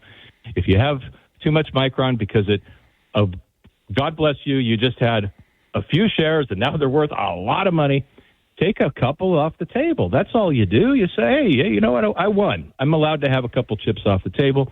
Let everybody else play with, and I'll play with the rest, right?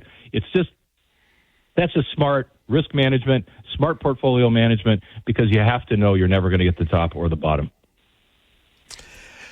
Yeah, again, it's just very, very odd and troubling. And then, Dave Petso, you dealt with this. I mean, you're like that guy on the DMZ, the tripwire, and you have been for years. How do you handle that? Because it's like a team, you get so used to winning that all of a sudden you have a loss and you're not used to that. You're not used to getting popped in the face. So how do you handle a little blip in the road, if you will? I know. This was just a one-day thing. But you bring up a really good point, Kevin. Let's pretend that it turned into a week thing, and instead of being down 4% for the NASDAQ for the day, right, and chip stocks down double-digit, what if it had continued for a few days, right, like day after day? Then you start actually, instead of the idiots from the sidelines talking about this is it, this is the end, after one day, the same people have been talking about it being the end for, since Micron was at 200. So, again, these kind of things people just yell louder at, right? But if it had, then you can start seeing that people might get a little bit nervous and go, I should have hung on to that. I don't know what to do now. And you can be frozen. And that does happen to people. There's no question about it. They do freeze from time to time where you just don't know what to do. And that's why I say just take care of that business now, okay? You got to bounce on Monday. It looks like we're bouncing again today. I assume Micron's up this morning. What I'm really saying is, okay, if that thought process of it going down 25% after going up hundreds of percent bothers you, take a few chips off the table because it's going to happen. I don't know if it happens from 1,500. I don't know if it happens, right now. But it will happen. And people need to understand that fundamentally that doesn't mean Micron's broken. It doesn't mean that the bubble is going to burst. It means that corrections happen, and that's why you have to manage your mental state. You do. Kevin, this has been on fire. This is an incredible thing. It's built so much wealth, not just Micron and locally. We're talking about the entire AI structure. Yeah. And I know we'll talk about it because it's the biggest news, like practically ever, is SpaceX coming, Anthropic coming.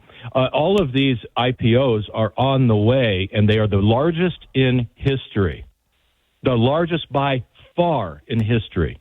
The amount of money out there now is astounding. It's off the charts, and we're talking about a period of abundance that we thought we're living rich. It could be unbelievable going forward. Yeah, back to Anthropic and SpaceX and everything else, though. Let me give you the Kevin Miller at 580 KIDO, Dave Petso. Too big to fail. Anthropic, by the way, and I play a little with Claude, pretty good. But, I mean, are we defying the laws of gravity? What goes up has to come down, and politically things could happen. We've got the mullahs running wild. I mean, this is what you do. Your thoughts on, as you just teased, these big IPOs coming that many people say maybe the markets can't even handle that, which would be strange or unprecedented. People always say things. Yeah, they do. They do. And the same people saying things like, hi, I'm Negative Nelly, and so Negative Nelly always says the sky is falling all the time, whatever. And nobody ever says, that's what you always say. I'm not listening to you anymore. They just keep talking, and they do. Kevin, it's natural to say what goes up must come down. It's very natural, and we do have to be careful because both things can and are true. This time is different, is true. Everything is different. Technology is different, different people, different circumstances, different politics. Everything is different in the world than it was, quotes, at the last time we had a bubble, okay, or whatever people are pointing at. It's different. And at the same time, the most dangerous words in investing are this time it's different. Both are true. We have to take the principles of paying too much and or chasing after something because, oh, my gosh, everybody's getting rich on XYZ. I've got to chase it, okay? GameStop is a classic example.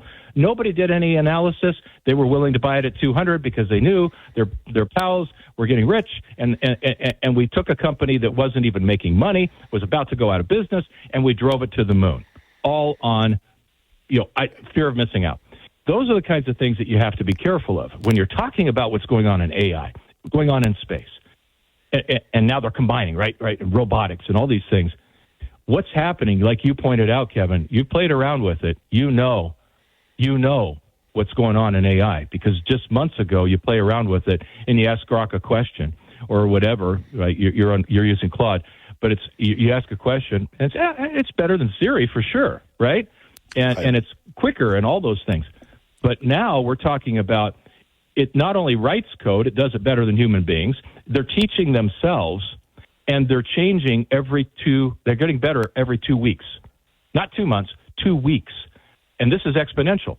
So if we're doubling our learning now, when we double it again, pretty soon it's pretty massive. It's unbelievable. And that's what we're getting to. And that's why this is changing so much and so fast. And now we're getting adaptation throughout industry. And I mean, we're using it. We use it to record client conversations. I went to a doctor recently, and before I got out of the place, like, would you like a copy of the notes? Are you kidding me? 6 pages of notes. Here you go. And it's like, this is incredible. No, the doctor hadn't reviewed them yet. So there's no, but I understand there's not legal liability for accuracy, but here's what you guys talked about and all those things. And so it's not taking the human out. It makes us more productive, and we don't miss anything that way. Humans don't hear perfectly. The machine does and writes it down. And those are the kinds of things that we're seeing all through, and much, much more. It's not just happening in coding and, software companies, all those things. It's happening everywhere to make us more productive. I know it's scary. It is scary. But my job is not to be worried about Terminator. We all worry about that in our darkest places. What we need to do is what my job to do is to think about what things benefit economically, what companies are going to kill it, and help people navigate that. I understand the fear and slow it down and all these things, but Bernie Sanders and others are idiots. We all already knew they're idiots, not just because they disagree with me politically. They've never done anything in their life, and we can't stop because bad guys are going to keep going. We have to be ahead of the bad guys in AI. More coming on with our great friend Dave Petzel. We'll talk about the war. We'll talk about oil. We'll talk about retirement next. Kevin Miller, 580 KIDO. The war and this fragile ceasefire and the energy crisis or perceived crisis that's going on. What do you think that what is happening and the impact it's having on our economy first, sir? Well, Kevin, it's less than we've thought, right? But it's not without impact. When you and I have talked before about the fact that gasoline, as an example, is something like 3% of our GDP, right? Meaning it's 3% of your budget. So if it goes up, it's probably 4.5% of your budget. It's not going to crush the economy. But what that misses, though, is the idea that our gasoline, but not the gasoline that delivers everything, right? And the airline tickets aren't going to go up because obviously planes use a lot. And so as it rolls through the economy, yes, it has a little bit of an inflationary pressure, but what people miss in that is it's not automatic. It's like things change. People adjust. If the price goes up in one area, we buy chicken instead of beef. We don't drive as much. There's all kinds of things that come into play that change our behavior. So overall, inflation really isn't impacted by the rise just the same as we found out with tariffs. It can cause slowdown. It causes problems. Don't get me wrong. I'm not a positive person. What I'm saying is we overstate things because it is simple to the human mind to go, yes, if prices go up in this one area, then that's inflationary. And we don't understand the impact through the economy. And if you try to, it makes your brain hurt and people stop thinking about things. And that's true of all of our society. If it's hard to explain, which is why politicians tend to be pretty stupid, and it works, because the general person doesn't want to understand economics in a deeper way. And that's one of the reasons that floating around out there, the economy isn't as bad as what people thought it would be with an extended, now 100-day war. So it is something that has an effect. It's not a big enough effect to kill the economy, but it will be very nice to see the economy rolling a little tiny bit faster when these prices come back down. The challenge, though, is, as we saw over the weekend, that we have these other factors, and we have people living in caves that their economy might have 70% inflation, and they're seeking to wait out the president and are counting on the Democratic Party to continue to pressure him in the midterms and all sorts of nonsense. Yeah, I have to hand it to President Trump. This was a very bold move, and I think when people do bold things, I think that they ought to be acknowledged for it. And the fact that 45 years or whatever it is, 47 years, nobody had the courage to do something that needed to be done, and that's take care of business. And that is to make sure that nukes are not in the hands of people that chant death to America and are whack jobs. These people are absolutely whack jobs. They can't be. This is hard for us, right? We actually think, and kids come out of school and they think that they can actually, if we're really nice or we give them money or whatever it is, that we can negotiate with crazy people. And you can't. There isn't a negotiation. And so, again, bombs dropped on them to destroy nuclear facilities, things like that, is the only thing they understand. And I think that I am just amazed at how much patience he has and isn't worried about the midterms. I'm sure he is. But the idea that there is no plan seems kind of just like, yeah, because everything Trump does is wrong, therefore it's stupid, and so we can just simply run around and say, you know, he's just being stupid, and he has no plan. And we seem to accept that instead of saying, I don't know yet, or maybe I don't have all the facts in front of me, why don't I just take a pause, instead of making the grand statement that there is no plan, or that there is a plan. I don't know. What I'm saying is that I admire the patience when everybody's yelling and screaming that we need to get something done. So I feel like there really is something going on behind the scenes, because there's a massive amount of pressure to go ahead and bomb Carg Island or take it over or whatever it is that they need to go do next. Or, you know, but anyway, go back to war. There's a lot of pressure to do that, and he's not. So I think it is interesting. We'll see how this plays out, but I'm very, very impressed with somebody who goes against what you would think was your entire human nature. Let's get this over with. We got to hurry on, and he's doing that. He's not. Yeah, but here's the other issue that we have, and I'm not taking sides, but just the observations. You have a generational thing where you have, this is resonating because the Democrats are using this unnecessary war.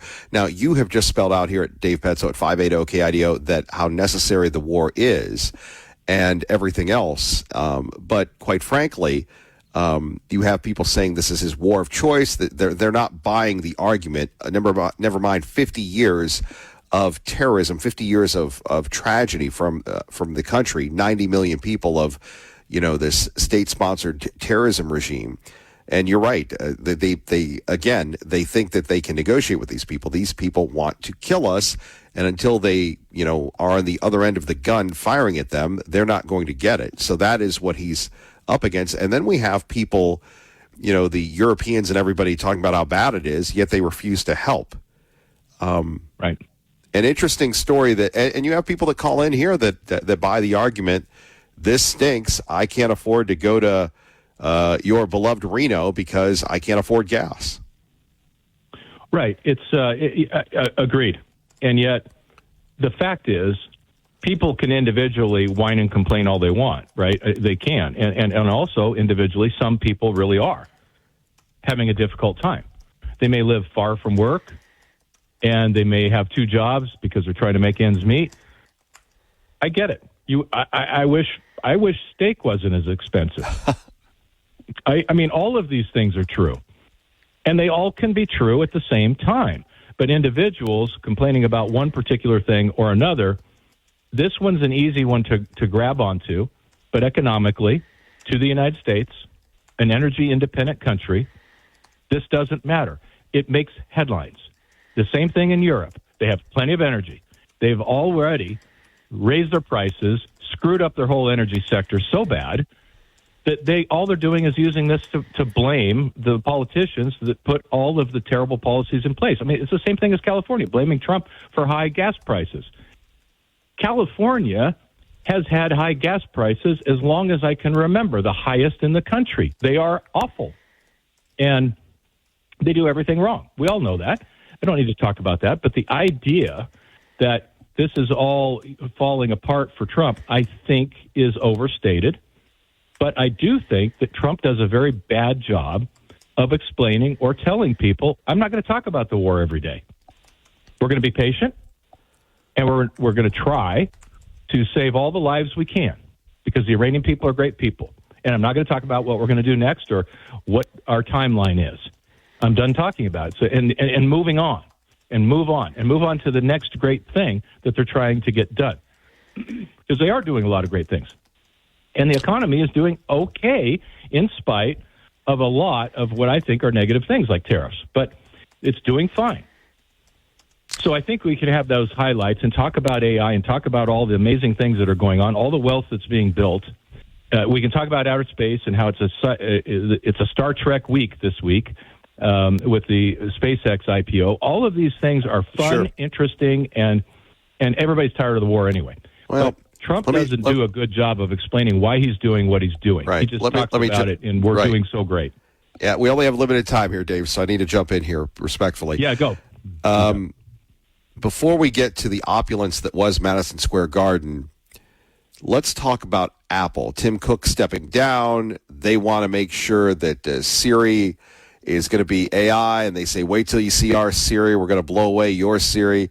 I mean, you could argue Siri was the original AI, as antiquated as it may sound. But are you looking at Apple at all? Yeah, it's interesting. Apple's taken a different direction, Kevin, and I will try to keep it brief, okay? But there's a lot to this whole story. They are way behind in AI because they're finally announcing another Siri that's not AI. It's AI driven, yes, but it's not cutting edge. They seem to have given up that fight, and that's fine because what they're going to do is they're going to have AI partnerships with other companies that are in all of their devices. So they're going to have the greatest phones and the greatest AI all in one. But it won't be their AI. And so whether Siri is replaced down the road, I would guess it is, by Claude or something else, it's going to be a whole new game within their devices. And that is a business strategy. So at some point, and I think you're going to see other companies doing that, Microsoft is falling far, far, far behind. So are they going to shift and partner up with people? They already have a big AI partnership, but at the same time, with OpenAI, at the same time, they're not doing good on their own. So it is one of those things that you're going to see these companies come apart, if you will, and create partnerships and drop really what they're doing on AI. And I think Apple is one of those. Breaking news this morning, Frontier Airlines has announced a new service from Boise to Las Vegas starting this summer. To celebrate, America's low-fare airline is offering fares starting at $49. Dave, as someone who likes to dabble in international, national travel, what does this mean at all? I mean, we've heard stories out of the Boise airport. We're improving this, we're improving that. Airlines are leaving, but we've got a good one today. We do, and I look forward to any new announcements like that because it brings more competition into the market. Frontier is, is bankrupt for I think the second time in a couple of years. The company is basically on fumes anyway, but at the same time, okay, I love it. Why we can still enjoy the fact that we have better competition should drive down the prices to Las Vegas or to the Southwest, if you will, because people can go from there to anywhere. And so at the same time, it's not just about Frontier. It's about us being able to access cheaper tickets on, say, Southwest. Well, and the whole value of the airline industry, we could go on and on and on. But before that, I have to say, are we living in the new Gilded Age when it comes to NBA basketball? I mean, the cheap seats or Mandami, I think he got a deal, $1,000 for standing room only. I mean, we're talking, Spike Lee said that he could have sold his 3 seats for $500,000 for courtside seats for a 3-hour experience. What's going on there? Is that a sign of, what is that a sign of, sir? I know you're not a social scientist, but you know about the money. So is this just a one-off or is this the new Gilded Age. It is for special things, but think about what's happened with concerts with Taylor Swift and others. That the Eagles, people spending a lot of money. A really lot, thousands per seat, because they want to be close to the band, right? They want to be close to the stage. It depends on where you're at, but you're right to think that people are spending $1,000 way up there. That's quite a thing. Kevin, it says this. It says that there's an awful lot of money out there, an awful lot of excess money. People spending tens of thousands of dollars for a ticket. And in this case, like you said, I read something else in the journal about this. Hundreds of thousands of dollars for a courtside seat. It's not just Spike Lee's. I don't know if that was a celebrity thing, but yes, they are. When people have so much money, quotes billionaires, tens of millions, hundreds of millions of dollars. If I really want to go to the first NBA playoff game in my hometown of the team I love, then some people are going to say, I'll spend $25,000 and go for that ticket. I won't do it every day, but this game, I'm going. Yeah, it is interesting. Dave Petso, finally, what are you looking out for? What should we be looking out for? Obviously, if the war would end until it doesn't, the market's going to go crazy. We still have the tariffs. We have a lot of drama here. What are you looking for? What are you going to be talking about this week on Money Matters at 580 KIDO? Kevin, I can't. I can hardly contain my enthusiasm. I really can't, of what's going on out there. So many of us grew up in a Star Trek world, right, where this was, because it's a great show. I don't care if you didn't like Star Trek. You're missing. It's incredible, and we're living it. We're seeing it. Computers, AI talking to us, making decisions, helping us make decisions. All of that stuff. And now we have SpaceX. The largest IPO in history is happening on Friday. This is so exciting. It really is. And the whole idea, we're going to go to Mars, big deal. No, of course, it's just a launching pad for where we go from there. But it's not just that. It's the telecommunications that are happening right here on Earth. The idea that 15 million people right now are using the internet service. And the idea that they're going to launch thousands of satellites. It's woke up NASA again. All of these things that are happening because of Elon Musk and his company and all of his brilliant engineers. This is an exciting time, and watching this happen, both economically as well as the science of it, the future of this. It's so exciting, and what's happening with AI.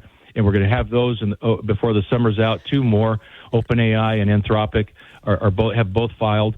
This is an incredible time in the markets for a whole new industry, a whole new, if you will, frontier. And of course, we all grew up thinking maybe someday, multiple generations down the road, we'll be in outer space. And here we are. And again, data centers in space, all of those things, connecting them up. This is an exciting time, and I think that we all ought to enjoy that before the Terminator comes. That'll have to be the last word. Dave Petso and his Terminator. Thank you very much. Have a beautiful day, Kevin. Thank you. Dave Petso, Money Matters. Coming up Sunday. No, not Sunday, Saturday. That Terminator thing threw me for a loop. Saturdays, 8 to 10, only on 580 KIDO. Let's get you to work safely and on time. Well, we got a lot going on. By the way, hello to our friends in Eagle, Idaho. The Eagle Rodeo starting tomorrow. We have a story for you on our website about that. Always love supporting great local nonprofits. Camp Rainbow Gold kicking off. We'll get some reports from them. We continue to take a look at just not only national news, money news, but obviously supporting the great events in our community. And look forward to all of our friends in Eagle. And like I said, you want to go to the Eagle Rodeo. I believe it's still one way in and one way out. So get there early. Get there very, very early. And obviously, the earlier you get there, you get a good parking spot. You'll probably see security guard Mike. He usually is working those things. And some great Western tradition. Though we've got the Eagle Rodeo, then we've got the Snake River Stampede, and then we have the Meridian Rodeo, which is kind of around the same time. And then it's the Big Enchilada. We like to call it the Boise Music Festival, we would love to see you joining us in Boise. Family 4-pack going on right now. We are also taking a look at a couple of other things going on in the world today. What happens when someone calls you a liar? It was actually to investigate voter fraud. It was one of the first things that President Trump in his first term set out to do, was to investigate voter fraud. And you know what they found? Nothing. They found nothing. I just believe that this is a news show and a news channel. I have an ethical responsibility to say that you are lying. No, I'm you not. Are lying. I have an ethical responsibility. I didn't interrupt you. Hold on a and second. you will not interrupt me. You don't call me a liar on national TV. Do not call me a liar on national TV. Liar. I'm going to let You're a liar. You are a liar. Respond in just a minute. And that I say that. Charles, finish spell your it. finish I your can point. spell it too. And I have an ethical responsibility. If people are going to come over here and poison voters' views of an election system that has no proof that it is rigged in any way, spouting the same lie that the president is spouting, we have an ethical responsibility at this table in a news show and a news channel to call that out. Yeah. And I'm going to do that. Caroline, you can huff and puff. Done it. You can huff and puff and be mad all you want, and I don't care. Hal, you can respond to that. You keep ignoring what I've said. You're saying... I'm going to keep ignoring it because you're lying. Let me let him finish. Let me let him respond. We didn't know there was mass Medicare fraud. You know, it's interesting what this show does is that it gives nobodies the appearance that they're somebody. I don't know who this guy is or the other guy or people at the table. And it's really, sadly, all about the cult of personality, where we're going to scream and yell at each other and try to get our words in. And I think both of these gentlemen are in their 50s. They're accomplished. But do you really need to call somebody a liar? I mean, does anybody really believe that's not a liberal loon? Does anybody really believe that the voting is right in California? By the way, congratulations to Eric winning those tickets to the Family 4-pack to the Boise Music Festival. But does anybody really believe in their heart of hearts, that the California system is right? So Florida can get it done in a day. Idaho can get it done in a day, but California a week or two after. Now, if you're a liberal loon, that's great. And you can't tell me that everything is good and legitimate and copacetic, because there is fraud that goes on. There's even fraud that goes on in Idaho. And we try to do our very best to eliminate it, but you have either legitimate or incompetence. You know, you're either complicit or you're incompetent. But the fact is, and again, this is very sensitive. This is triggering for President Trump. When we talk about voter fraud, how many of us during the 2020 election, and shout out to Calvin, who's sending me disparaging emails. Thank you for listening, Calvin. But how many of us saw the president do the unthinkable, and he was ahead at 2 a.m. and lost at 7 a.m.? And we can be like Charles there and saying there's no evidence of voter fraud, but clearly the system was not clean. And have we ever seen a system, a presidential race like we saw in 2020? No. And I think that we should never want to go through 2020 again. I think that we should never want to go through what we faced in 2020 at any level. And then you had Mike Lindell attacking the state of Idaho and, you know, all these other states and on lawsuits and everything else. And you're thinking to yourself, you know, Mike Lindell almost lost everything. Mike Lindell, you know, could have played it easy and just sold pillows. But he decided not to, a man of faith. And instead, what do we have here is we have a situation in California where you have Spencer Pratt. He did the unthinkable, and now he lost? Okay, is that legitimate? Then California electorally needs to be blown up, fumigated, and, put the padlock on that thing. You're telling me that more people in Los Angeles want more of the same? Well, maybe that's why Star is growing and CUNA is growing. Kevin Miller, 580 KIDO. But there's a lot of other places we should be looking at if we're worried about organizations that spread hate. Maybe start with the administration. And there we have it. Congresswoman Jayapal, if you will. Kevin Miller in the morning. KIDO Talk Radio. Mayhem in the AM with KM. Phone numbers here, 580-5436, 580-KIDO. I look at this thing, and the Southern Poverty Law Center out of Montgomery, Alabama, I know these people. I've known them for quite some time. I used to debate them on national television. And, quite frankly, they're very dedicated, but now they're being investigated. And they should be investigated. They should be investigated for all the work that they've done. And no one is above reproach, especially when it comes to the federal government. And now the allegations of that they paid off the Klan, that they reimbursed the Klan for the they reimbursed the Klan for the robes that were burned or anything else. So you're telling me at 580-5436, 580-KIDO that this group is above reproach. No, it's not above reproach. And what gets me, and when we're talking about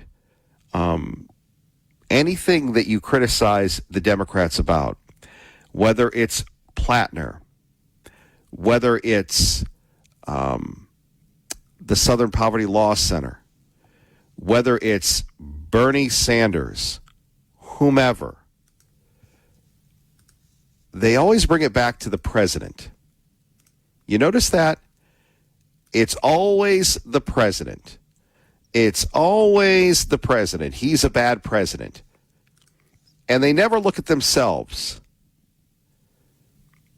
Is that really what we're here for? To continue to relitigate this again and again and again? That it's everything is Donald Trump? Well, what about Plattner? Did Donald Trump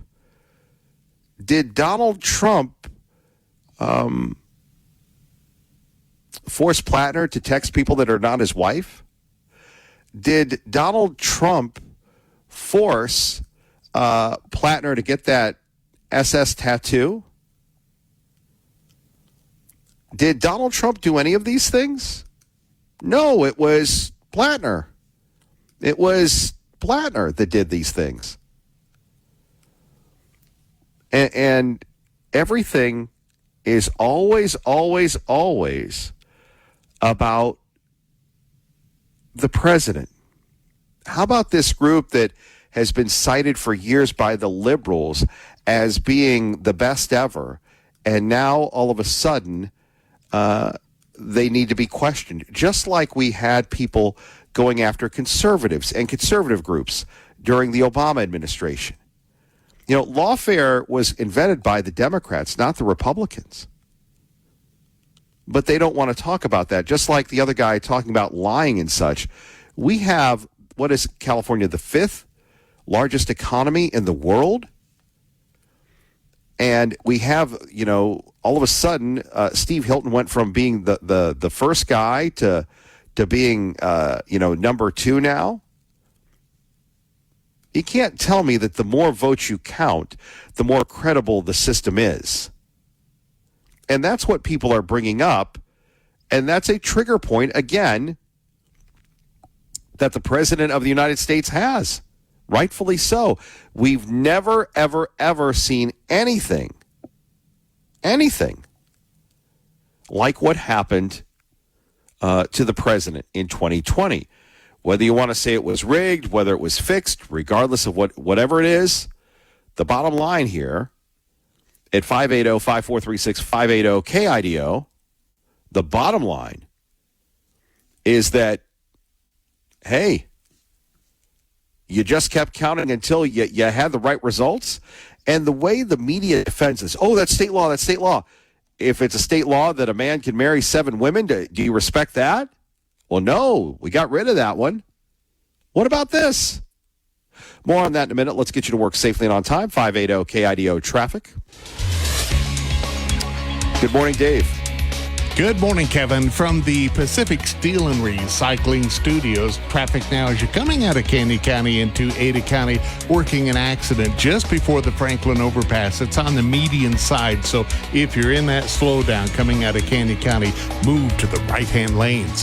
Vinson Lumber is your Cedar Factory outlet, saving you 70% off the big box stores and now more convenient than ever. Vinson Lumber, now open in Cuna, online at vinsonlumber.com.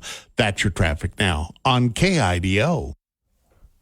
Appreciate that, Dave Burnett. Do want to congratulate our winners. Keep it here for your chance to win tickets to the Boise Music Festival. We want to send you to Garden City, Idaho. We're going to be there once again.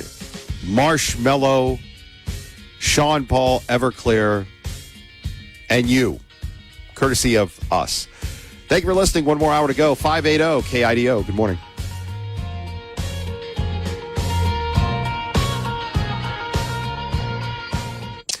Always appreciate where you are and what you're up to.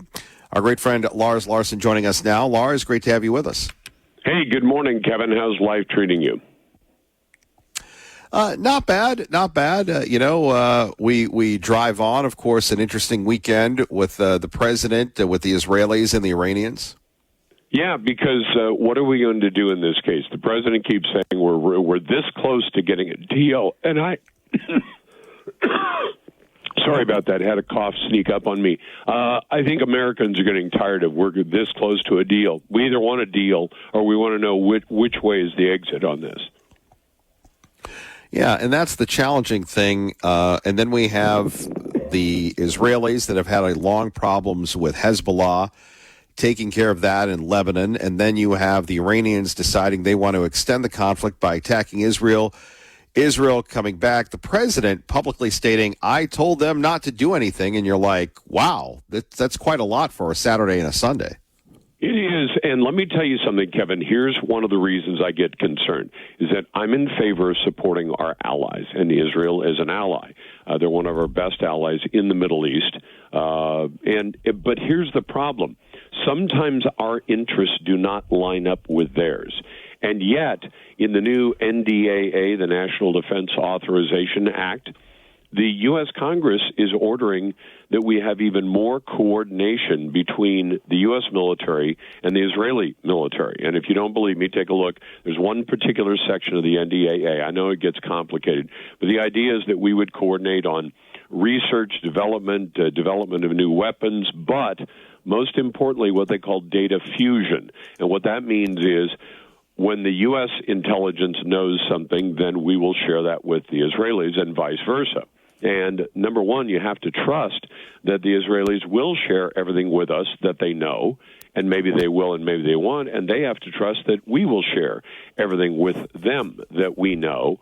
And then you have to ask yourself, what happens when Israel says, right now, clearly, they still view themselves as an ally of the U.S., and yet when they're attacked, say, from Lebanon, and they say, we have to hit back. And the president says, no, that's screwing up my ability to get a deal done with Iran. Maybe it is, maybe it isn't. But when you have two different players and each has different interests and that have to be satisfied, how do you deal with that? People deal with this stuff all the time, Kevin, where you say, gee, my interests line up with this person, so I'm going to do business with this person. And then they say, well, I need to do these things in business. And you say, well, that doesn't help me out. So do you stay true to the partnership, or do you stay true to what your own individual needs are? Yeah, that is the fascinating role of this. And obviously the president after the game saying that he's going to know something in a day or two. What do you make? And Lars, again, sadly, I think this is a generational thing. Where people say this was a war of choice, this was unnecessary. And you and I, that we've been around, we've covered these things. Yeah. Well, Kevin, if you say it's a war of choice, then you're saying you know what the president knew that caused him to decide to take this on when he did. And think about when he took it on. Do you think most politicians in America take on anything difficult or potentially controversial during an election year? Most of them stay away from it like the plague, which is why we always assume that during election years, either presidential election years or the off-year election year, almost nothing will get done by the U.S. Congress, which is an assumption we make, but it usually proves to be true, doesn't it? Because we say, well, during an election year, they won't tackle either tax increases or tax decreases. They won't tackle anything big. They clearly threw the SAVE Act right out the window, cowardly Republicans, and they should pay a penalty for that. I mean, the idea that they weren't willing to push for the SAVE Act, we should punish the Republican sellouts for doing that. And there were a bunch of Republican sellouts. But this president took on this action against Iran in an election year. Now, why would he do that? Because my read is he did it because he thought it was necessary, because they had got to a point where they were so close to getting a nuclear weapon that we couldn't afford to let them get any closer. Now, was that true or not? I don't have the information, because that's why we elect a president to make those decisions, because he's privy to information that we don't have. Now, maybe he did it for no good reason whatsoever. So, Kevin, think that through logically. You've got a man who wants his party to do well, and he wants to at least maintain control in the House and the Senate, even though it hasn't done him much good, because the Republicans, don't do what he needs done in the Senate especially, but in the House as well. And yet, if he loses control of one or the other of the two houses, then he spends the next 2 years of his presidency only able to do those things he can do through executive order or through the fairly limited powers of the presidency. Do you think he wanted to do that? And I think the answer to that is no. I think he wants to maintain control of the Congress. So why would he unnecessarily start a war with Iran that he thought, I'm going to do this even though I don't need to do it right now? Does that make sense to you?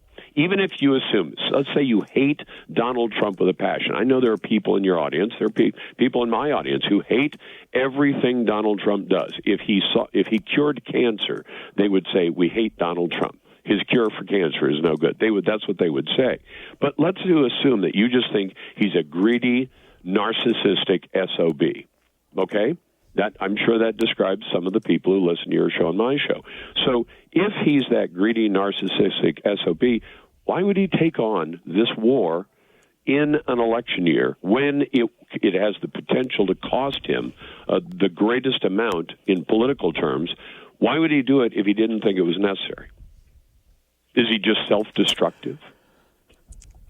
Well, and then, again, remember, the president was elected to make sure that we didn't have wars, and then people are using that against him. I agree with the president. Is one of the ways to avoid wars to make sure that you don't end up letting Iran get a nuclear weapon? Because at that point, you won't have a war, because Iran will say, if you start a war, we might just we might just either get this nuclear weapon into another country and set off a worldwide conflagration, or we'll mate it to a missile that we can already reach Western Europe with, and we'll hit American interests in Western Europe, or maybe we'll hand it off to some terrorists, and they'll get it inside of the United States of America.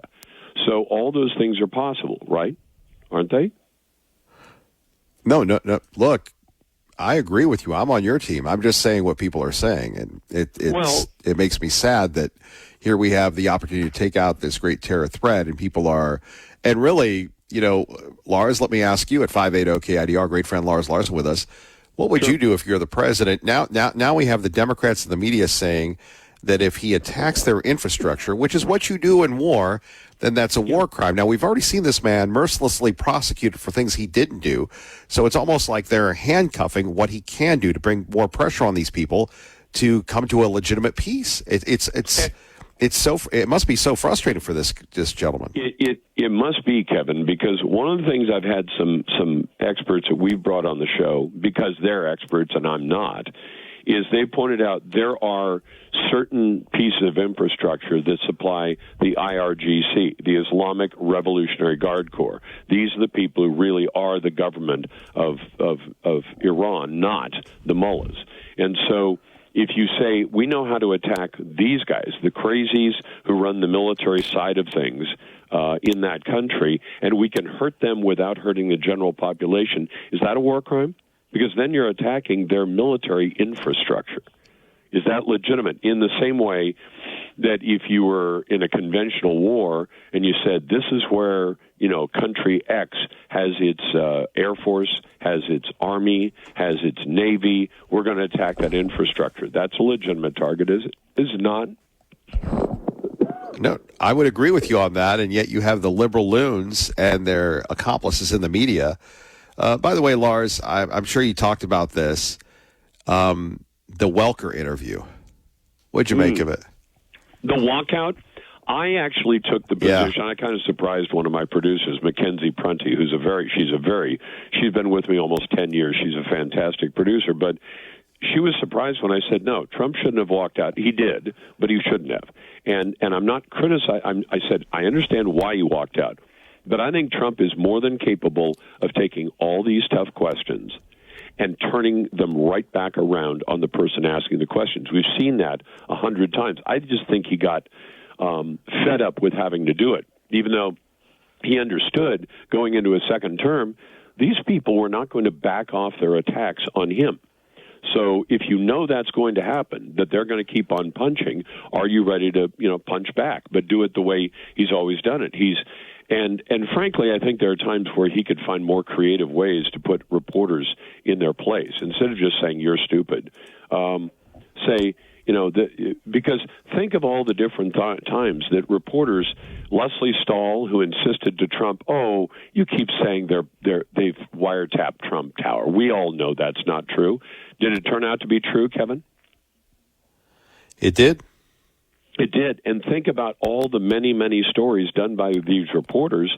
And I almost wish he had, like Reagan used to have a card file of jokes that he would use in speeches and to defuse situations. I wish Trump had a card file of things that various reporters had done. And the next time somebody asks him a stupid question saying, yeah, that'll turn out to be as true as that story you did about X, and just name it. And really put the person in their place. But I thought he should have stayed. I thought he should have continued to push back. And I know people called the show last night when I took that position and said, yeah, but they would have still said bad things about it. I said, yeah, and you knew that was going to... Donald Trump knew when he decided to run for a second term that the mainstream media and the Democrats and even some of the Republicans would continue to say bad things about Donald Trump. Did he know that was baked in the cake when he decided to do a second term? Yes, he did. And he took it on knowing that. It'd be like somebody taking on a real estate development in Boise and saying, well, you know there's going to be environmentalists who are going to fight you. You say, yeah, I know that going in, and I'm ready for it. That's what you have to do. Our great friend. If you're going to take on the fight. Our great friend Lars Larson joining us here at 580 KIDO, Lars. So, again, with respect to your schedule, what are you working on today at 4? What would you like people in Idaho to know? And by the way, we appreciate the shout-out the last week when you mentioned our call letters. Thank you for that. Oh, hey, listen, I don't mind. And somebody called in and said he loved, last night was saying he loved listening to your show. And I said, Kevin's a good man. So I'm happy to do that. No, I mean, what we're working on now is we put together the show from that day's news, which means when people ask me at 8 o'clock in the morning, what are you going to be talking about at 4 o'clock in the afternoon? We are still working on it because, Kevin, there are some people in our business who book things out weeks in advance. They could tell you what they're talking about at 3 o'clock, 4 o'clock, 5 o'clock, whatever, and it's all booked in advance. Do you know what's easier to do? That kind of show, where you've booked out interviews ahead. I have some pre-tape interviews that I occasionally do when I have an interview that I want to spend a little more time on, and we will pre-tape them, but we don't do that as often as we do just live. So we're stacking everything in today, and we'll see what comes up. But if I could tell you at 8 o'clock in the morning, then I'd have one of those shows where I've already preset, days or weeks ahead of time what we're going to talk about. Instead, we'd rather stack it with the latest news of the day. And there are times where, Kevin, this is behind the, I guess, inside baseball a little bit. There are days where we'll come up to 1 minute before airtime of a given hour of the national show, and I'll say, hey, this just came down from the Supreme Court. Do I say, I think I'll wait 24 hours and do it tomorrow? No. I say, let's do it right now. I'm a news guy. I would rather do it right now. If the news is right now, you don't wait 24 hours. Now, if there are things that happen where some things happen, but I don't know what the implications of that are, and I need to have a little more time to find out where everything is going, yeah, I'll wait on those. But I'm anticipating in the next couple of weeks, you and I both know, the U.S. Supreme Court comes out with its biggest decisions in June of every year. We've already had one last week, and I'm expecting birthright citizenship here any day. The other thing that I'm kind of curious about, the Supreme Court is deciding a case that I think bears on California's election. Because what the essential question is can you count ballots that come in after Election Day? And there are a bunch of states, 14 of them, that count ballots up to 3 weeks after Election Day. They come in up to 3 weeks. Well, that's Washington State. But there are other states, California counts ballots that come in after Election Day. If the U.S. Supreme Court comes out with its decision on the Mississippi case and says you can't count ballots that come in after Election Day, does that have the potential to affect the outcome of what we just watched happen in California? We will stay tuned to you today at 4, Lars. And like I said, I've had a chance to see you many times do your prep, and it's nonstop. You hit the ground running, and you don't stop till the show's over. Even then, you're working for the next day. So we always love and appreciate you, brother. Hey, and we appreciate KIDO. Lars, until next time, have a great day, sir. Take care, Kevin. God bless. God bless our great friend Lars Larson. All right, we have Mark the Watchdog. We have Cindy. We have Lee Joe that's mad that he can't get in. Well, Lee Joe, as we like to say, the lines are open, and we can't wait to hear from you next. Kevin Miller, 580 KIDO. The Watchdog of Eagle. Good morning, Mark.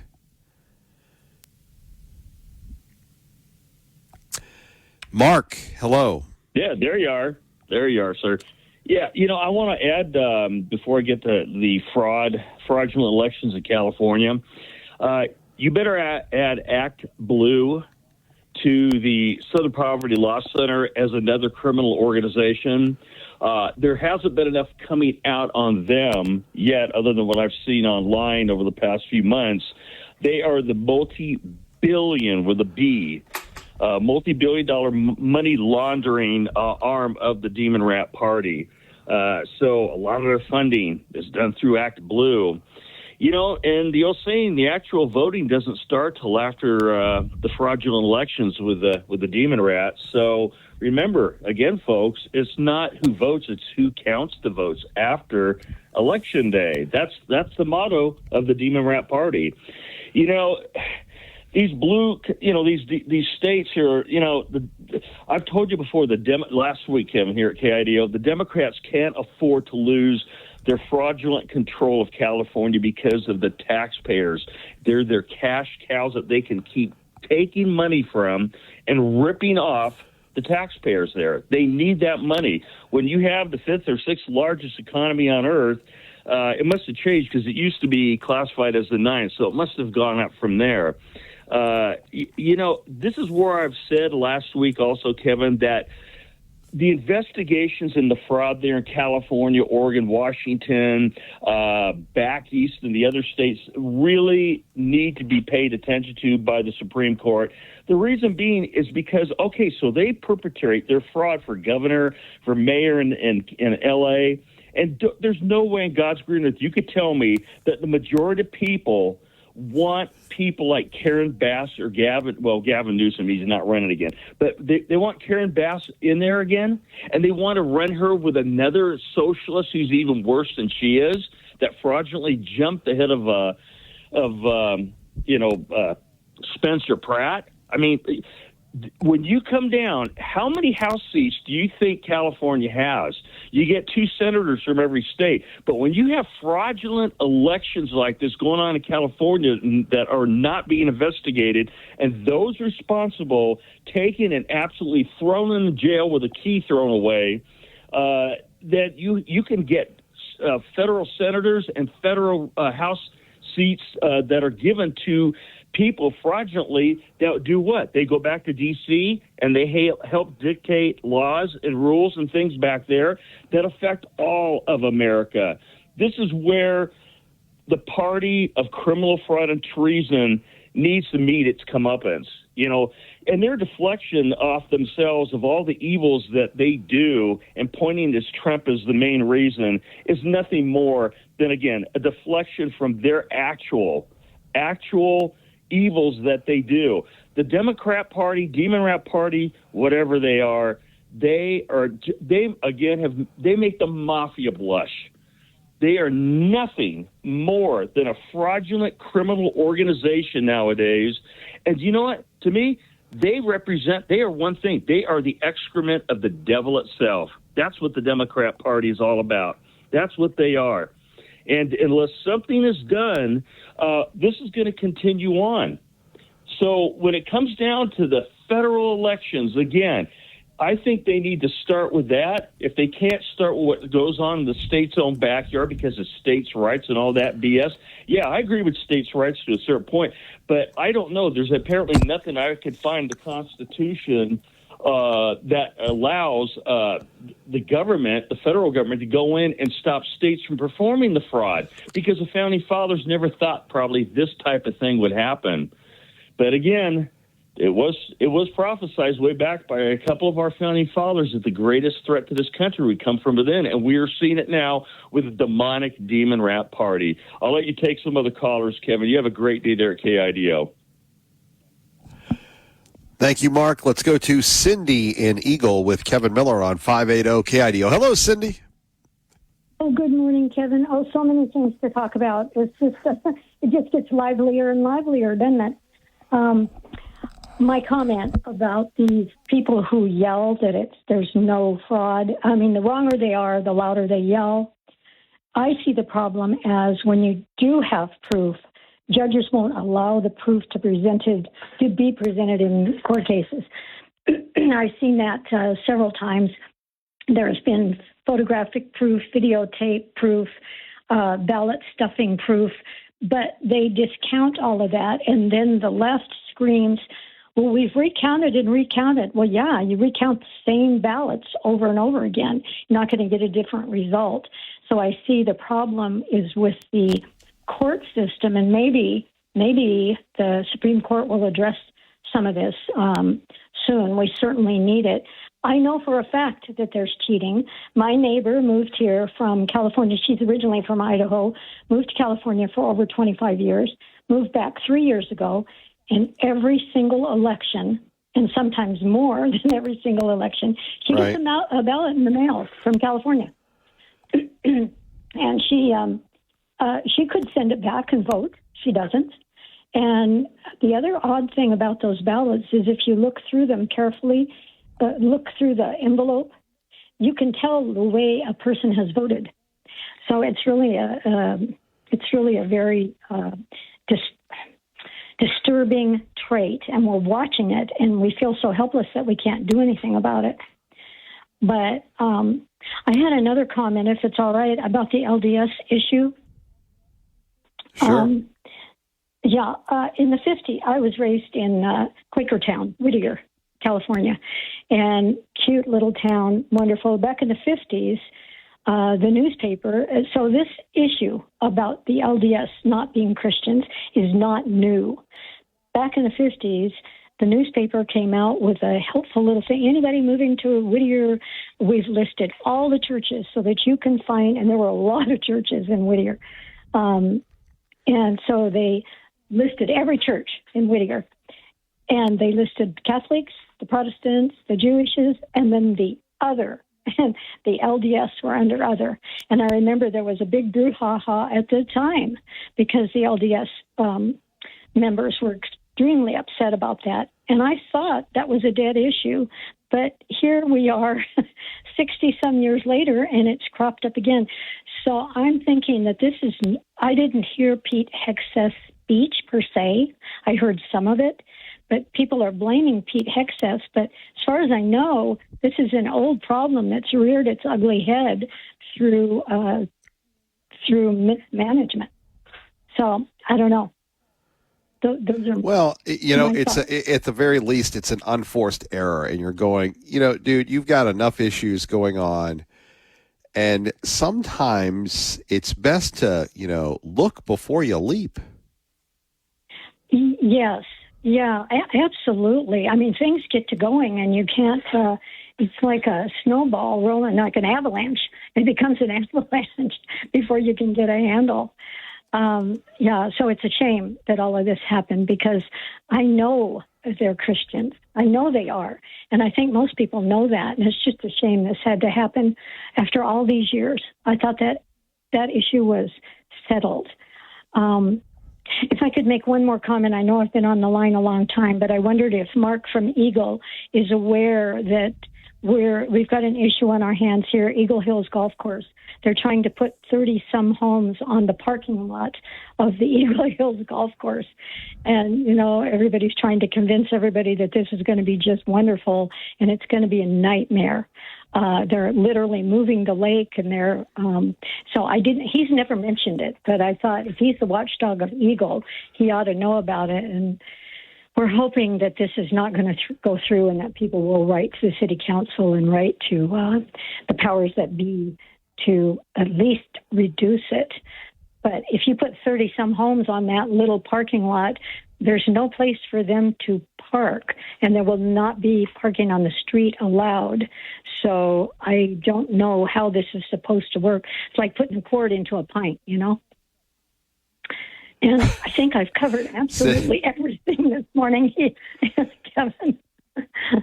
Well, Cindy, we appreciate you. Thank you. Oh, thank you for the time. Okay, take care. Take care, and thank you very much for holding. Phone numbers here, 580-5436, 580-KIDO. More of your calls next. Fox News Now, Kevin Miller, 580-KIDO. To call in at 580-5436, 580-KIDO. Good morning, Lejo. Morning, sir. I got to apologize first. Yeah, I forgot it was Tuesday, and the airwaves are generally full of interviews by Kevin. Well, that was just because we had a slight mix-up yesterday. Usually it's just Dave Petso, but I apologize, and the floor is yours. I appreciate the floor. On the question of the Defense Department and 31 recognized religions, I realize that that's just kind of a guide for the chaplains to be familiar with those 31 religions rather than the politically correct 201 or whatever it was. However, the basic premise being that these are the religions that your government designates to be official religions is in violation of the First Amendment. So the list should not exist. That's the point. If you want to be the Wiccan, if you want to be the whatever, you're free to be the Wiccan, and you can do that in the military too, as long as you swear to uphold the Constitution of the United States against all enemies. So I first off, the premise of having a list is illegal. We should not have a list. There should not be a list. The chaplain should be trained to be generally conscious of religions and do that on their own time. So in that vein, I just wanted to remind folks that the vote of the nature of God took place 400 years after Christ was on the earth. So, and it was done by a group of people who acknowledged that there was no new prophecy. So there was a political vote on the nature of God. The faction that believed that there were three separate entities lost the vote. So this is a political definition we're talking about from 400 years ago, rather than, why don't you pray about it for yourself and find out, what the nature of God is. And let's go to Chandler's call and, stop the vote, get the chain of custody in California. These people are violating the rights of Americans with the way they vote. And then the next caller, one of them said, send the FBI in to take care of business. I just want to remind folks that the FBI is now basically an arm of the Democratic Party. They're the same ones that covered up the January 6th bomber. They're the same ones that, Kash Patel just gave an award. Kash is a conservative, sure, but let's just point out the fact that he's taken over a giant liberal bureaucracy, and he's giving awards now to the people that shot Lavoy Finicum in the back when they were on the verge of being investigated and reprimanded right before that happened, according to Kent Goldthorpe, who released it, on this station, that things were not going good for those people. And then Kash just comes along and does his thing. And that, and Kent apparently knows people close to the investigation. So your FBI is not our old FBI. These are the kids who have gone to college, got properly indoctrinated, and now they do the James Comey. They have secret plans against the government. I don't think the FBI is going to fix the California election. They have no desire, and even if Kash Patel guided them into it and hand-fed them the failures in the election system, they would kindly and politely close their eyes. That's what the state of the government is right now, or the state of the post-constitutional society of bureaucrats, which Bureau, FBI, that includes them. And I probably had a third point, but I've probably talked long enough. Any questions there, boss? No, I think you've talked long enough. I agree. Appreciate the time. Thank you. Thank you. More coming up next. Kevin Miller, 580 KIDO. TPB, who joins us now. Good morning, Tea Party Bob. Good morning, Mr. Miller. Sounds like you got a little bit of a congestion problem there. Is that right? You would be correct. See, I can sense those things even from 140 miles away. I don't know. Like I said yesterday, it's not the job of either a Secretary of War nor the current administration to decide which religions are Christian and which are not, as they are not theologians. There's an old saying, words can build bridges, but they can also burn them. President Trump has enough problems to solve without our Secretary of War, Hegseth, creating more of them, as you can't unring the bell. I have a few words about the California elections, and I never believed that this would be a fair election because California has more illegals on the voter rolls than any other state, and we are talking millions. And the simple fact that California is fighting to keep the federal government from getting those rolls tells you they are rife with illegal voters. And Judicial Watch has already found over 6 million names on voter rolls that are either dead or illegal, and they have just begun to scratch the surface. So Morris hit the nail on the head with the counting of ballots after Election Day, as this is where many of the problems take place in having an honest election process. And if SCOTUS doesn't fix this problem for the midterms, you can be sure that the liberals will once again game the system. And while I don't think we have a serious problem with illegal voting in Idaho, I do believe that we could do a lot better job of cleaning up our voter rolls. And I remember going to the polls 3 times to vote in Meridian after my wife Judy had passed, and each time I signed my signature in the book, I saw her name, plain as day, still on the rolls. So this is after asking them to remove her twice. And a quick comment about something I just read, a salary of the new district superintendent in West Ada School District, whose salary is going to be for 26, 27, $250,000. And that goes to just under $300,000 in 28, 29. You know, Idaho spends $143 million on administrative salaries. That's just those in charge, compared to roughly $1 billion on salaries for 16,000 teachers, meaning administrators consume 1 out of every $8 spent on salaries in the classroom system. And administrators earn 70% more per person than teachers, while Idaho ranked dead last in per pupil spending nationally, and teachers' pay actually declined, adjusted for inflation over the past decade. You know, Idaho is dead last per pupil funding nationally. And think about this. It actually costs us less per student with the school choice program than it does in a regular school system. Try to figure that one out. We waste more money on administrative functions in our state than we do on our most important product, which is the education of our children. So if you wonder why we run almost in the last quarter of the country in education in Idaho, it's not hard to figure out.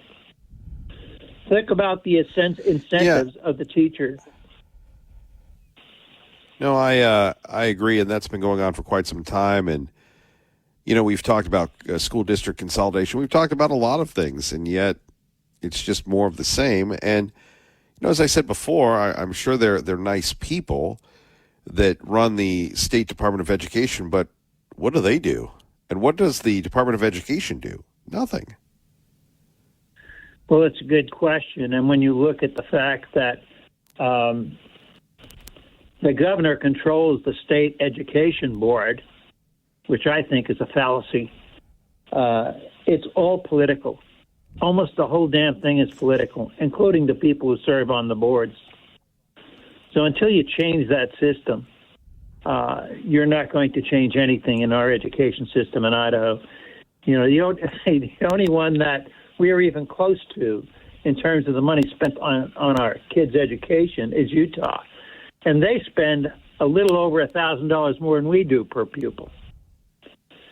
So, well, I'm sure their tax base is a little larger than us, too, though. Well, I'm sure it is, too. But there's no reason we should be spending this kind of money on administration. Now, that's just the cost of the administrators. That's not the actual administration of the schools themselves. That's in addition. Yeah. No, I agree. Anyway, I just wanted to make note of that. What about your boy Hegseth there? Bad call at the line of scrimmage for him, buddy. Doesn't he have a war to fight? Say stupid things. We all say stupid things from time to time. That was really dumb of him. If they were going to do some reshuffling, they just should have kept it all quiet, because it's not something that needs to be known outside of what they're doing within the administration. And the simple fact that you're categorizing this stuff, I just don't get that either. I don't remember them doing that when I went into the service, but again, that was a good over 60 years ago. That was back in 62. It was back in 62. Long time ago, as I said. Thanks for the reminder, Kevin. I appreciate that. Well, we appreciate you. Always know where I stand with you, my friend. Have a good day. You too, our great friend Tea Party Bob. Kevin Miller in the morning, KIDO Talk Radio. Dr. Alveda King, you remember her when she was in town for Idaho Chooses Life. Big hearing going on right now at Capitol Hill. I'm sure Clay and Buck and Sean will have more on it. The Southern Poverty Law Center, and Sean will have much more on this. He battled them over the years, as I have. If you're in the South and you are conservative, you battle these folks. Alveda King had this to say. And they won $25 million. So do you pay the same people to do the bomb and then go and comfort the people from being bombed? You pay the same people to do both jobs? That's kind of fraud to me. That's weird and chaotic and confusing. Well, Dr. King, I don't think there's any allegation that anybody who was working with the Southern Poverty Law Center bombed anyone. Do you have information to that effect? Because I don't personally, but outside agitators did bomb our house in '63 and then ran back and took off the Ku Klux Klan sheets and put on police things and ran up in the yard. Well, that's the same people. It was crazy. SPLC. I'm with you, and that's a statement about the racism of that police force working with the Ku Klux Klan. Y'all pay both of them to do the double jobs. SPLC does. Really, you hire them to do the bombing, then you hire them to fix the bombing. That's weird. Dr. King, you're asserting a lot of things under oath, and you haven't brought the evidence with you. So I think I'll get some for you. Okay, please, bring us the evidence, and I'll yield back to you, Mr. Church. I'll get some for you. Yeah, Dr. Alveda King, boy. Props to the folks at Idaho Chooses Life who brought her in. Talking about the Southern Poverty Law Center, and here's Chip Roy. Express our How many leftist anti-Jewish groups do you have listed on your website? Name them. Uh-oh. Anyone listening to this can go to our website and see our year in hate and extremism report was released this morning. How many extremist Islamic groups do you have of the 1,500 or so organizations you have on your hate map? Again, anyone can go to our website. My office has been looking over it and can't really find one. By the way, there we have it. Greg Ferreira. Chip Roy, man, how strong, how inspiring. Oh no, it's just all the anti-whatever groups, the white people. Come on, man. If you're going to be seriously taken as an objective group or a legitimate group, answer the question. How many leftist anti-Jewish groups do you have listed on your website? Name them. Ferreira. Anyone listening to this can go to our website and see our year in hate and extremism report was released this morning. How many extremist Islamic groups do you have of the 1,500 or so organizations you have on your hate map? Buddy. Again, anyone can go to our website. My office has been looking over it and can't really find one. You imagine working for that guy? Ooh. 580-5436, 580-KIDO. One more for the road before we get to Liberal Steve. Your organization has labeled Dr. King and Charlie Kirk and others. Do you regret that? Will you recant it? Or are you going to double down and say that these people, including the martyred Charlie Kirk, in fact, somehow deserve to be on your hate list for they're constantly talking about bringing people together, talking about the teachings of the Bible and the like? Congressman Issa, as I said in my statement. No, wait a second. No. I heard your statement. I only want an answer to your question in 11 seconds left. Are you going to recant, yes or no? And if you're not going to, please don't tell me it's because now you're under charges. Your organization did it as much as 16 years ago. Will you take back any part of that, or is your hate list stand as your position of your organization as its head today? The SPLC will continue to expose hate and extremism. Okay, we'll take that as the list stands. Wow. Liberal Steve joins us now at 580-KIDO. Good morning, Idaho. I can't believe that Pete Egg's breath. Can you? Good golly gee whiz.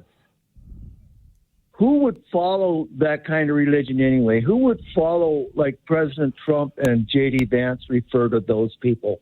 A childless, woke hippie. A childless, woke hippie. That's who Jesus was. Goodbye, Miller.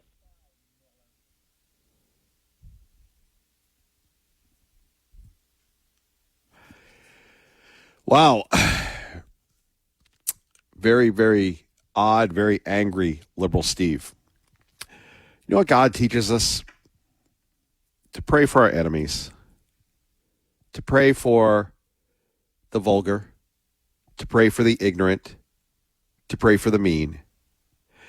And that's why God, Jesus, was divine. He could do that. The rest of us struggle with that. And you think, what person would say those things? It shows you once again, the world needs you. True believer. God bless you. Keep the faith, and Kevin Miller loves you. Have a great day.